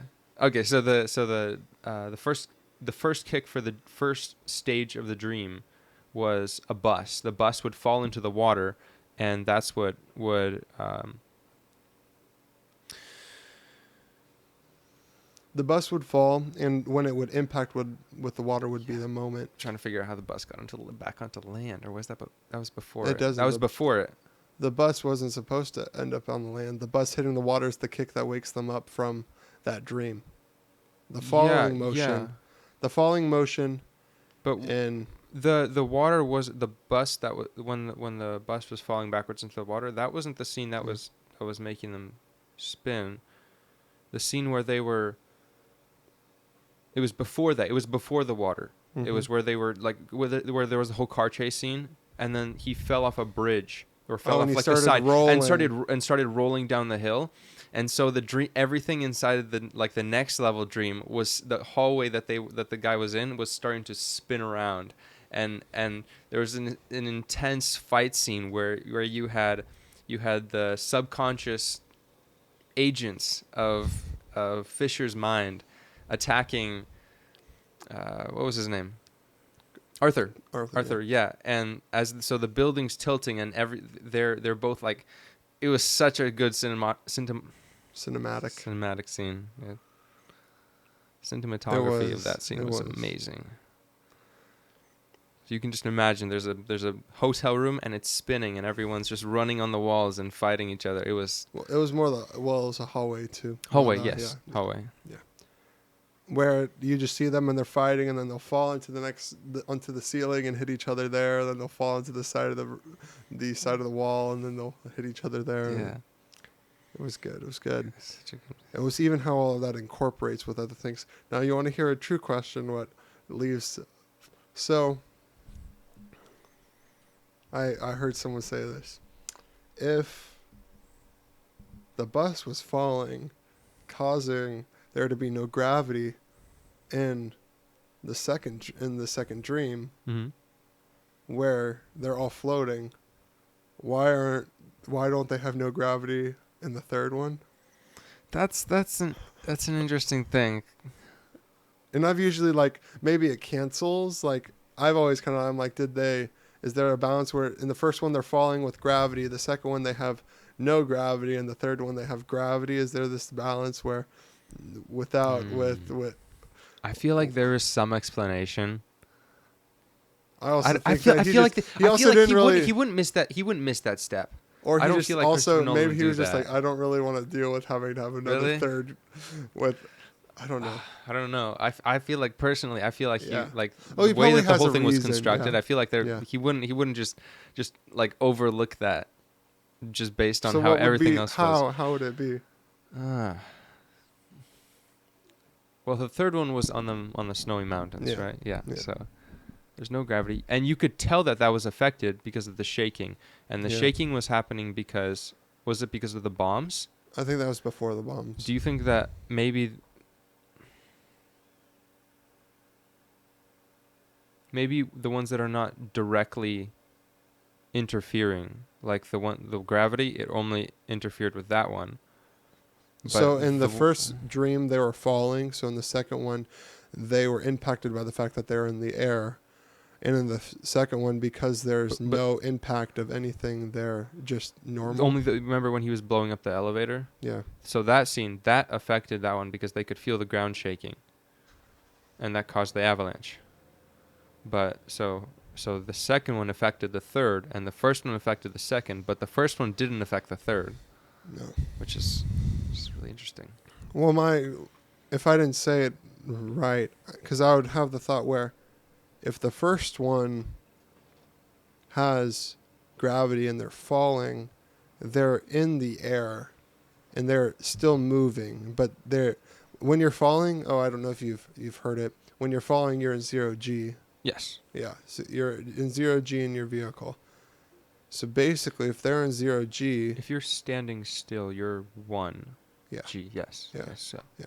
that makes sense. so them falling with 0G, when they're falling, they're still feeling a pull. In the second one, they're not feeling a pull. So in the third one, they do feel a pull, like it's this counter agent. Maybe, I don't know. Wouldn't make. I don't know. Was there anything at all that affected the third level? I mean, I didn't see much. Only the when the elevator was being blown up, so they would get a kick. Yeah. That was the only scene, the only time that I've seen that something affected the third level. Maybe it's not as as you go deeper down. No. Maybe as you go deeper down, it's not as affected. Maybe. Is limbo affected by anything? No idea. Some of this I almost feel like there's no way to answer some of these questions. And he probably just has some simplicity where he's like, I don't know if it really matters. It's like not purposeful to the story itself. But I don't know. I thought it was an interesting question. I don't want us to have to go on this tangent where we're like, we don't know. And then everyone's just watching like, what you doing? But I was just finding intrigued. If you have any answers, put them in the comments. We'll see how many people are still listening to whatever hour and, well, the time says hour 50, but I'll have to cut out a few minutes. So maybe hour 40 or something. But if you're still there, leave a comment with what you think it was. If you can explain it, because we can't.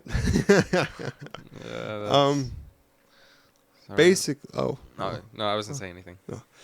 Basically, all I'll say is that I think that there's a lot of. I think that was almost more like a simplistic idea where it's like, who cares? Like whatever happens, you just kind of go with it. Yeah. I think there's a lot of the stuff I feel like is moving in this is related just to these characters and how events happen, and then.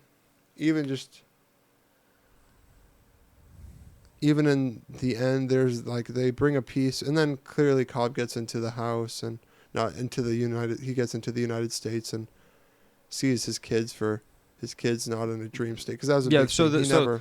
I mean, I don't know if people they know that. So Saito said that if he completed the project, he would drop the Charges yeah.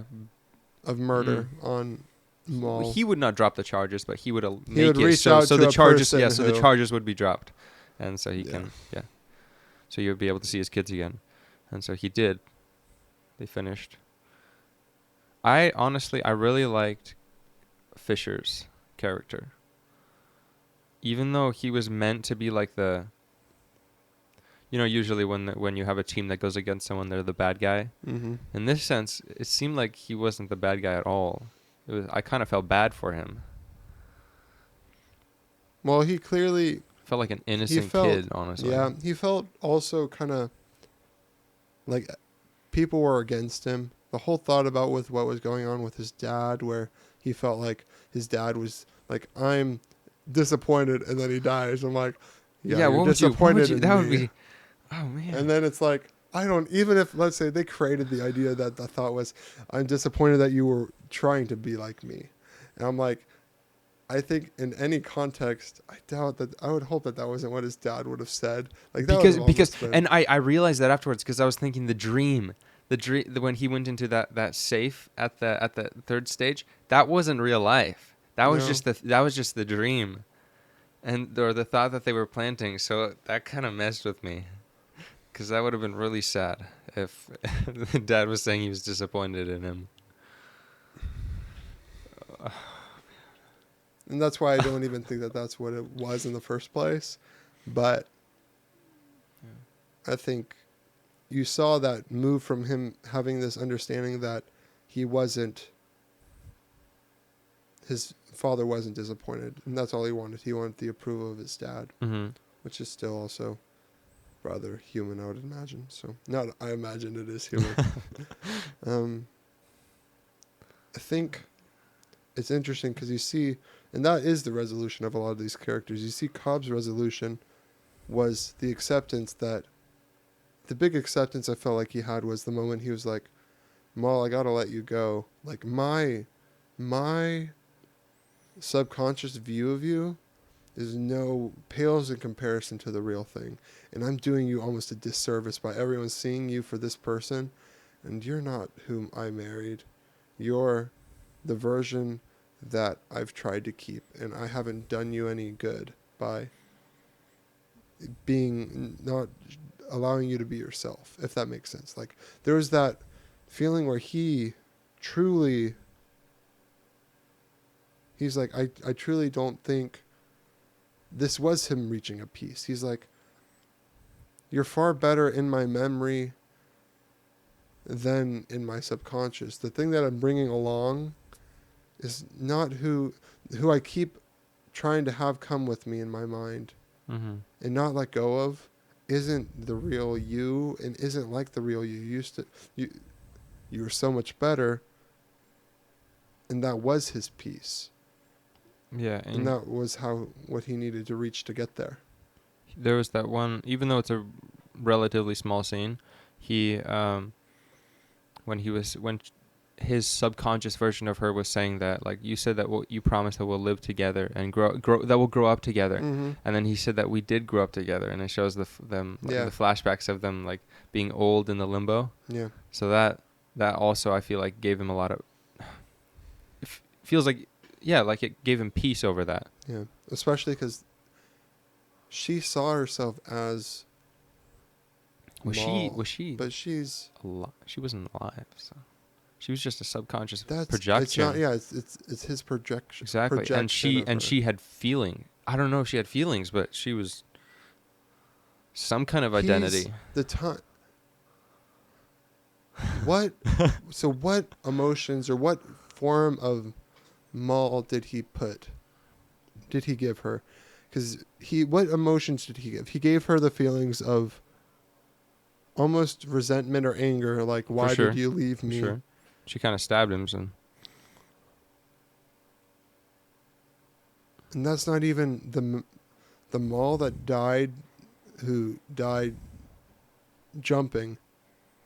The Maul he kept is was the one guilt. who would have. It was the guilt. Yeah, it was the guilt. It was the one. It was the one who, quote unquote, would be waking up in Exactly, without in him. the afterlife. That's so cool. because And he in was this saying stage, that he's yeah. the only feeling he's felt is guilt, Yeah. and that's she's the representation of his guilt. And that was him letting go of his guilt. Achievement unlocked.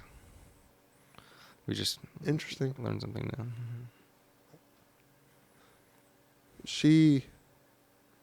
He clearly, in this context, related to her.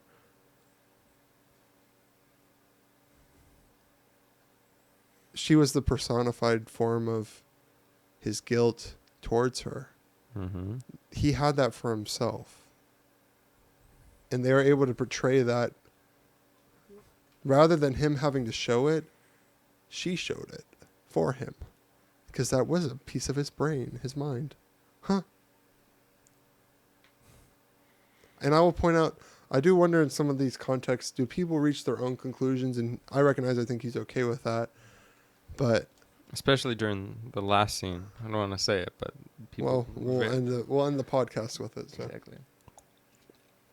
Did we take a drink at the exact same time? Yes, John? we did. But I don't know. There's a lot of question because it's like I could see the resolve he reached in that way, but I don't actually know if that's the intention of it. Like, is he thinking he's like, I'm going to make the form of Maul that everyone sees and from the subconscious, the form of guilt, or Maul who wakes up after she's dead? Are you saying, do you think that that's the one that he... Is that the intention of what Nolan did? Is that... Oh, of Nolan. Yeah. Okay. Well, even you remember in it, like, the projection of Maul didn't know that Inception was the cause of him. And she broke down. She was... No way. No way. She was like, you did what? She literally had emotion. Meaning... She had an identity. Meaning, she recognized that everything she had done, dying, because everyone else, she had done it for him, and he was the one that put the thought. Everyone else who's been what are they called, projections? Yeah. Everyone else who's been a projection is kind of acts like a wild animal. Yeah. And she's the only one who kind of had had a personality. Well, we also spent the most time with her. Yeah. It's also was that intentional? It's also the projection that he cared about the most. Yes, that's true. It's the one he had held on to the longest. Recently, at least. Maybe not a childhood one, I don't know. I'm just meaning in the sense that it's the one he's holding on to because he doesn't want to lose her, but he also doesn't feel like he's allowed to feel like he can relieve his guilt. Mm-hmm. Because I even think that that's the whole intention of seeing his kids. He feels the guilt to see his kids. I don't even know how much of it was an impact of seeing his kids in a dream. He would just be seeing his kids. I think he has a feeling of, I'm not allowed to be okay with seeing my kids when I know I caused you this pain.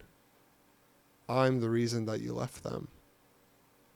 But the realization that she made the decision, but also that it wasn't his fault in that way. And the way that she still took that step where he had intentions, I think he had a release of that guilt in some way. A lot of that, I think, was a result of Ariadne pushing him. Mm-hmm. Because she kind of like resolved that. Also, the resolution of seeing... the thought of, let's say the father was disappointed in Fisher. The fact that also Cobb later on would be able to hear the effects of that, but then also feel like they were able to give Fisher a peace. It was like this thought where it's like, at least Fisher would have a conclusion about himself. Like, clearly it's like, it wouldn't happen. Nothing like this would happen. Like, but it would be the type of thing where it's like, you don't need to have that level where maybe he's like, I can't keep putting this on myself like he would put on himself. That being Fisher would put on himself. Mm-hmm.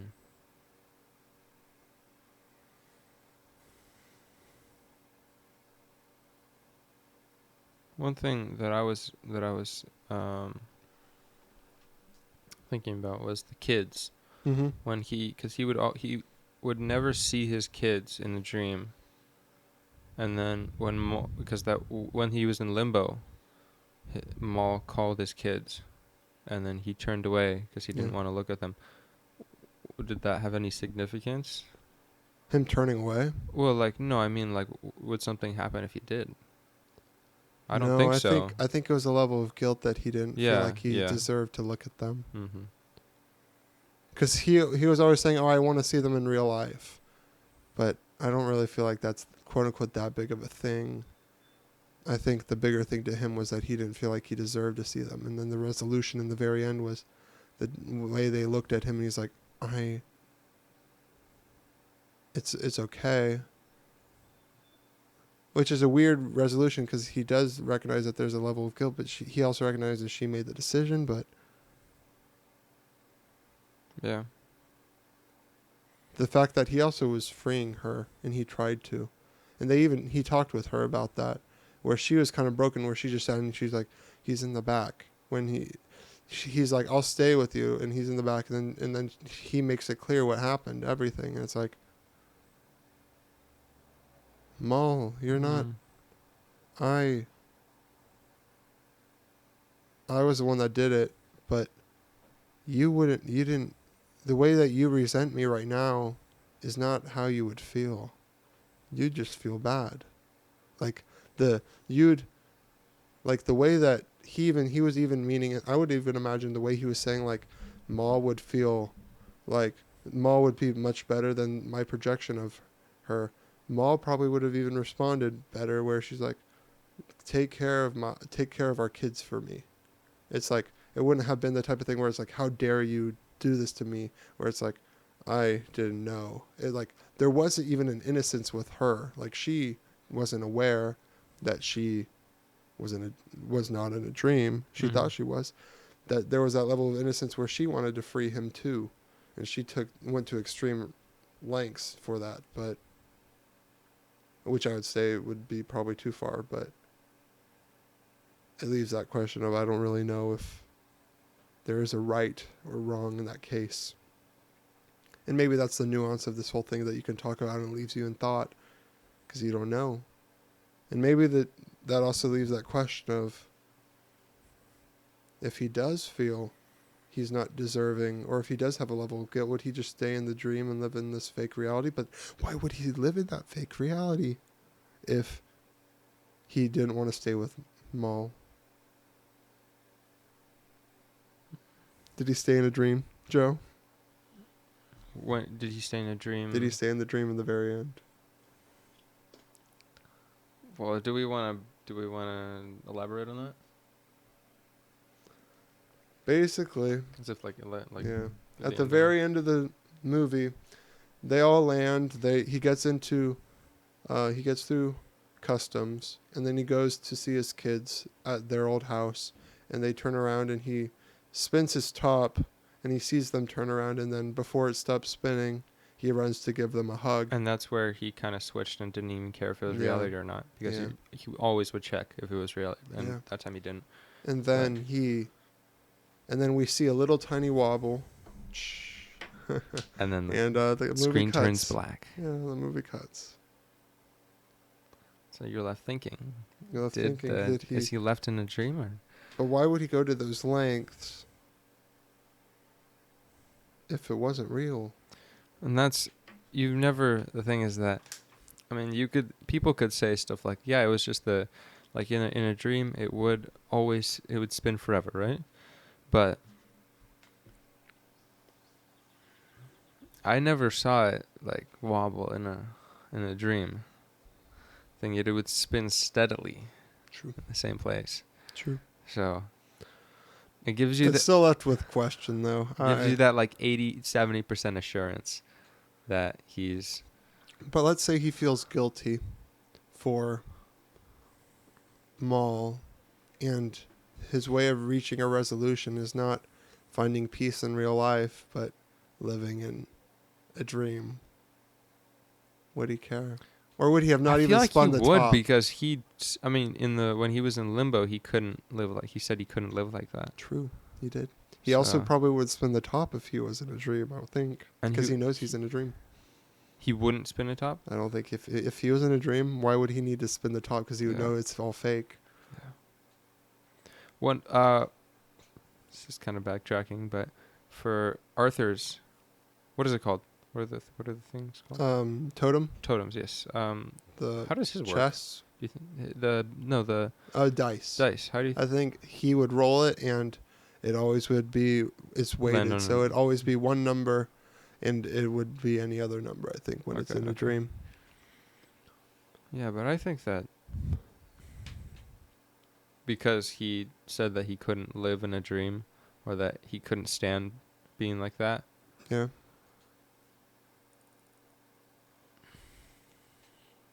I feel personally that he was out of the dream. That was real life now. I love I I'd love how agree. it gives you a Ambiguous ending. to think about it. I think it's intentional. I also will say that it doesn't make sense if he's still in his dream. If he's still in a dream, he wouldn't need to spin the top. He would know he's in a dream. Mm-hmm. Why did he all of a sudden feel like he can look at his kids again if it's a dream? Why? Why would he go through customs in a dream? Yeah. Who? You don't need you didn't need an architect always for a No. dream. It was for only. It for also leaves the specific stuff. question, if he isn't in a dream, did he bring Sato back? If he's in a dream, did Sato actually return, or did Sato? Because that's the other effect. If Cobb stayed in a dream, there's a likelihood that did he actually save Sato? I was thinking because when he was reaching for the gun at the very end when he was asking him to come back, he probably just killed them both to get out of the dream. That's what I was thinking. That's how they woke up. But I was thinking, don't you need kicks in all the single levels of the dream? Yeah, they would have him at every place. But how does that happen? So the kicks for there were the gunshots. The kicks in the snow place were the bombs that were below. So it was still going on. Oh, because of the time difference? Yeah. Okay. Yeah.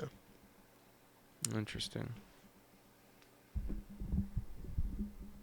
Okay, that makes more sense because I was like, I was thinking how didn't make any sense to me before because it wouldn't make sense. They would just go back to the old level and everything would already be gone in that level of the dream. So he would be floating around in an empty dream, I guess.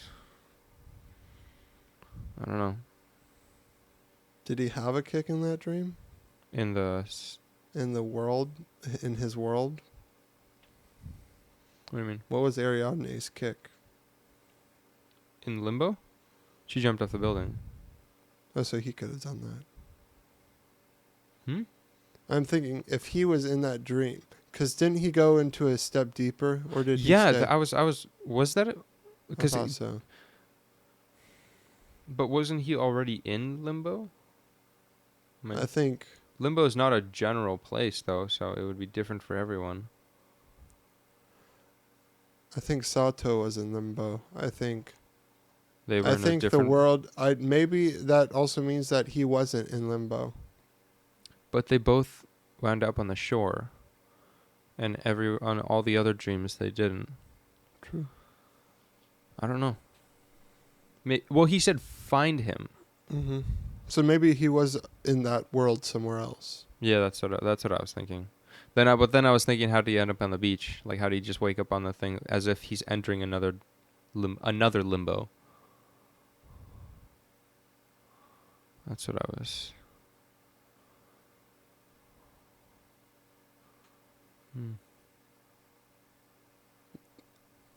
I don't know. It sounds.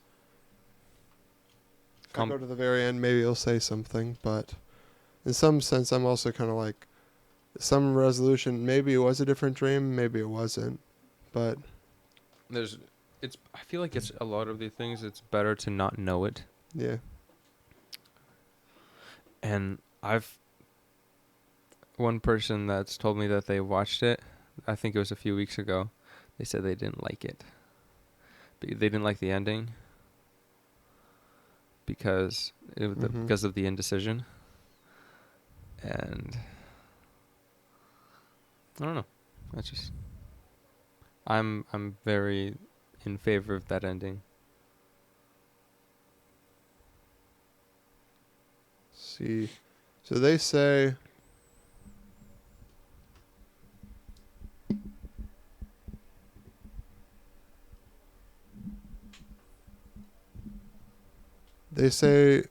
limbo. So level 4 was in that world, and they label it limbo. Mm-hmm. And then very likely, yeah, in level 4, have you come to kill me is what Sato said. And then Cobb has come back with me.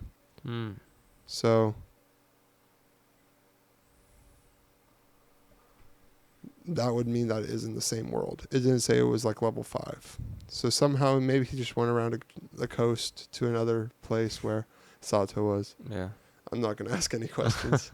I honestly like it a lot better if I didn't know a good amount of the answers to the. Okay. Because I know what you're saying. Yeah, it leaves that it leaves thought you where you can leave guessing. questions Yeah. and you could think about it, and maybe not knowing leaves conversations for the future.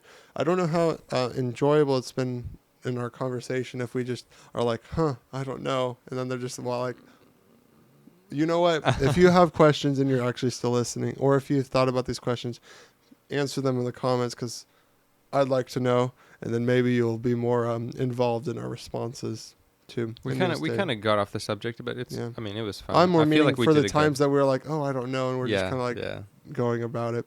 I don't know. It was. I think we summed it up. We did pretty nicely though. Did we talk about all the main influences? I think we did. I don't know.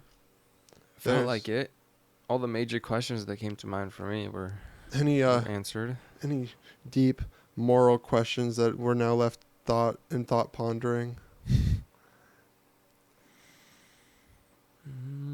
Are you asking if there are? Yeah. What else can we know?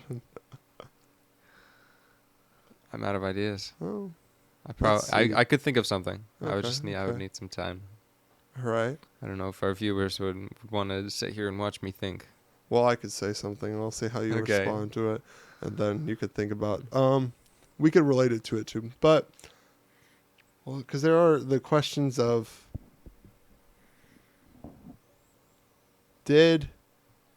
clearly he didn't kill her, but I don't think they actually would have arrested him in any charge for anything. Like, there's too much speculation, and even the quote-unquote thought of Inception, like, is that really a charge? Is there anything actually wrong with putting a thought into someone's head? Maybe if they knew I don't know. Maybe if they knew the extent of what it was, because I feel like if I was thinking that while I was watching the movie, I was thinking that if he went and said no, I didn't do anything, I just put a thought in her mind. Like, they would think it's for people who did not understand that, they would think it's a not a joke, but just a really light subject. Like, yeah, you put an idea in my mind. Great. Did he have? It's interesting because what motivated the characters most of them they came for money, it seemed, or what was that the main draw? Everyone, even like we didn't really talk about some of the other characters. Cobb didn't care about the money. He cared about his kids. He said he gave the chemist his share. Yeah.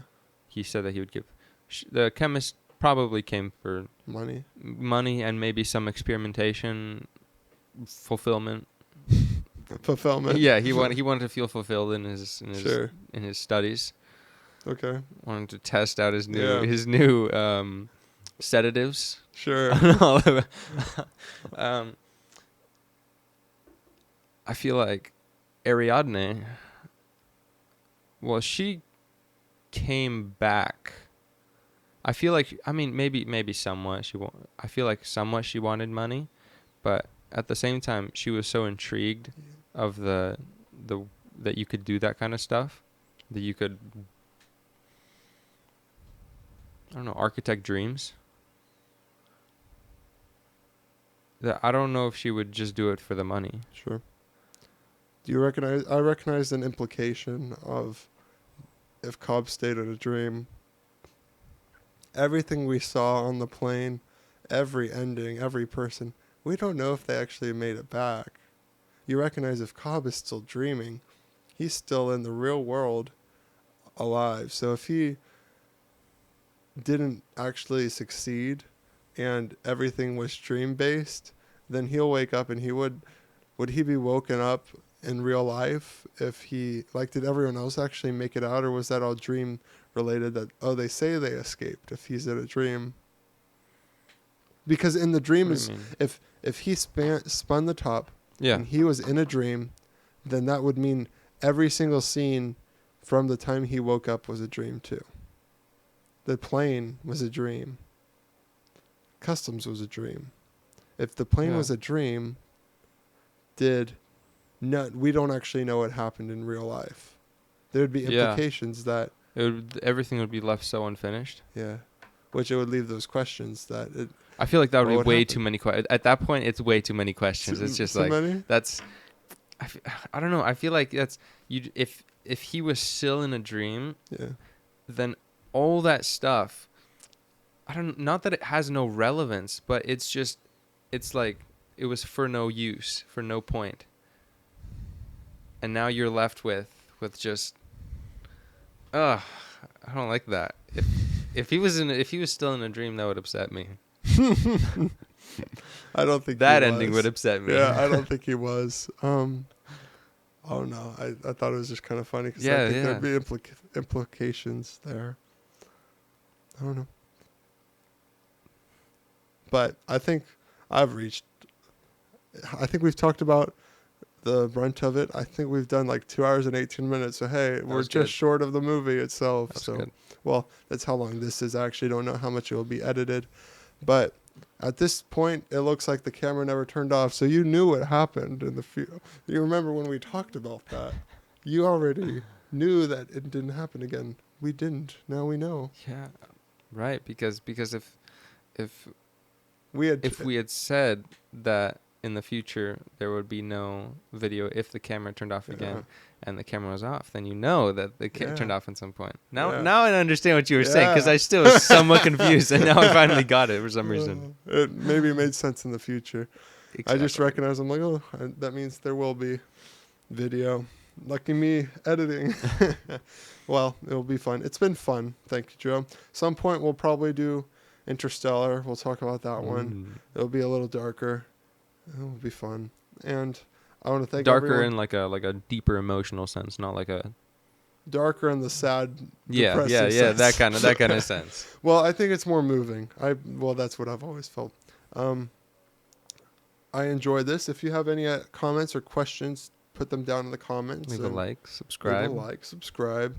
I want to thank Joe for being here, and I think we'll sign out there, but we'll see you later, and bye. Thank you for having me. Of course. Thank you for coming. All right. See you later, guys.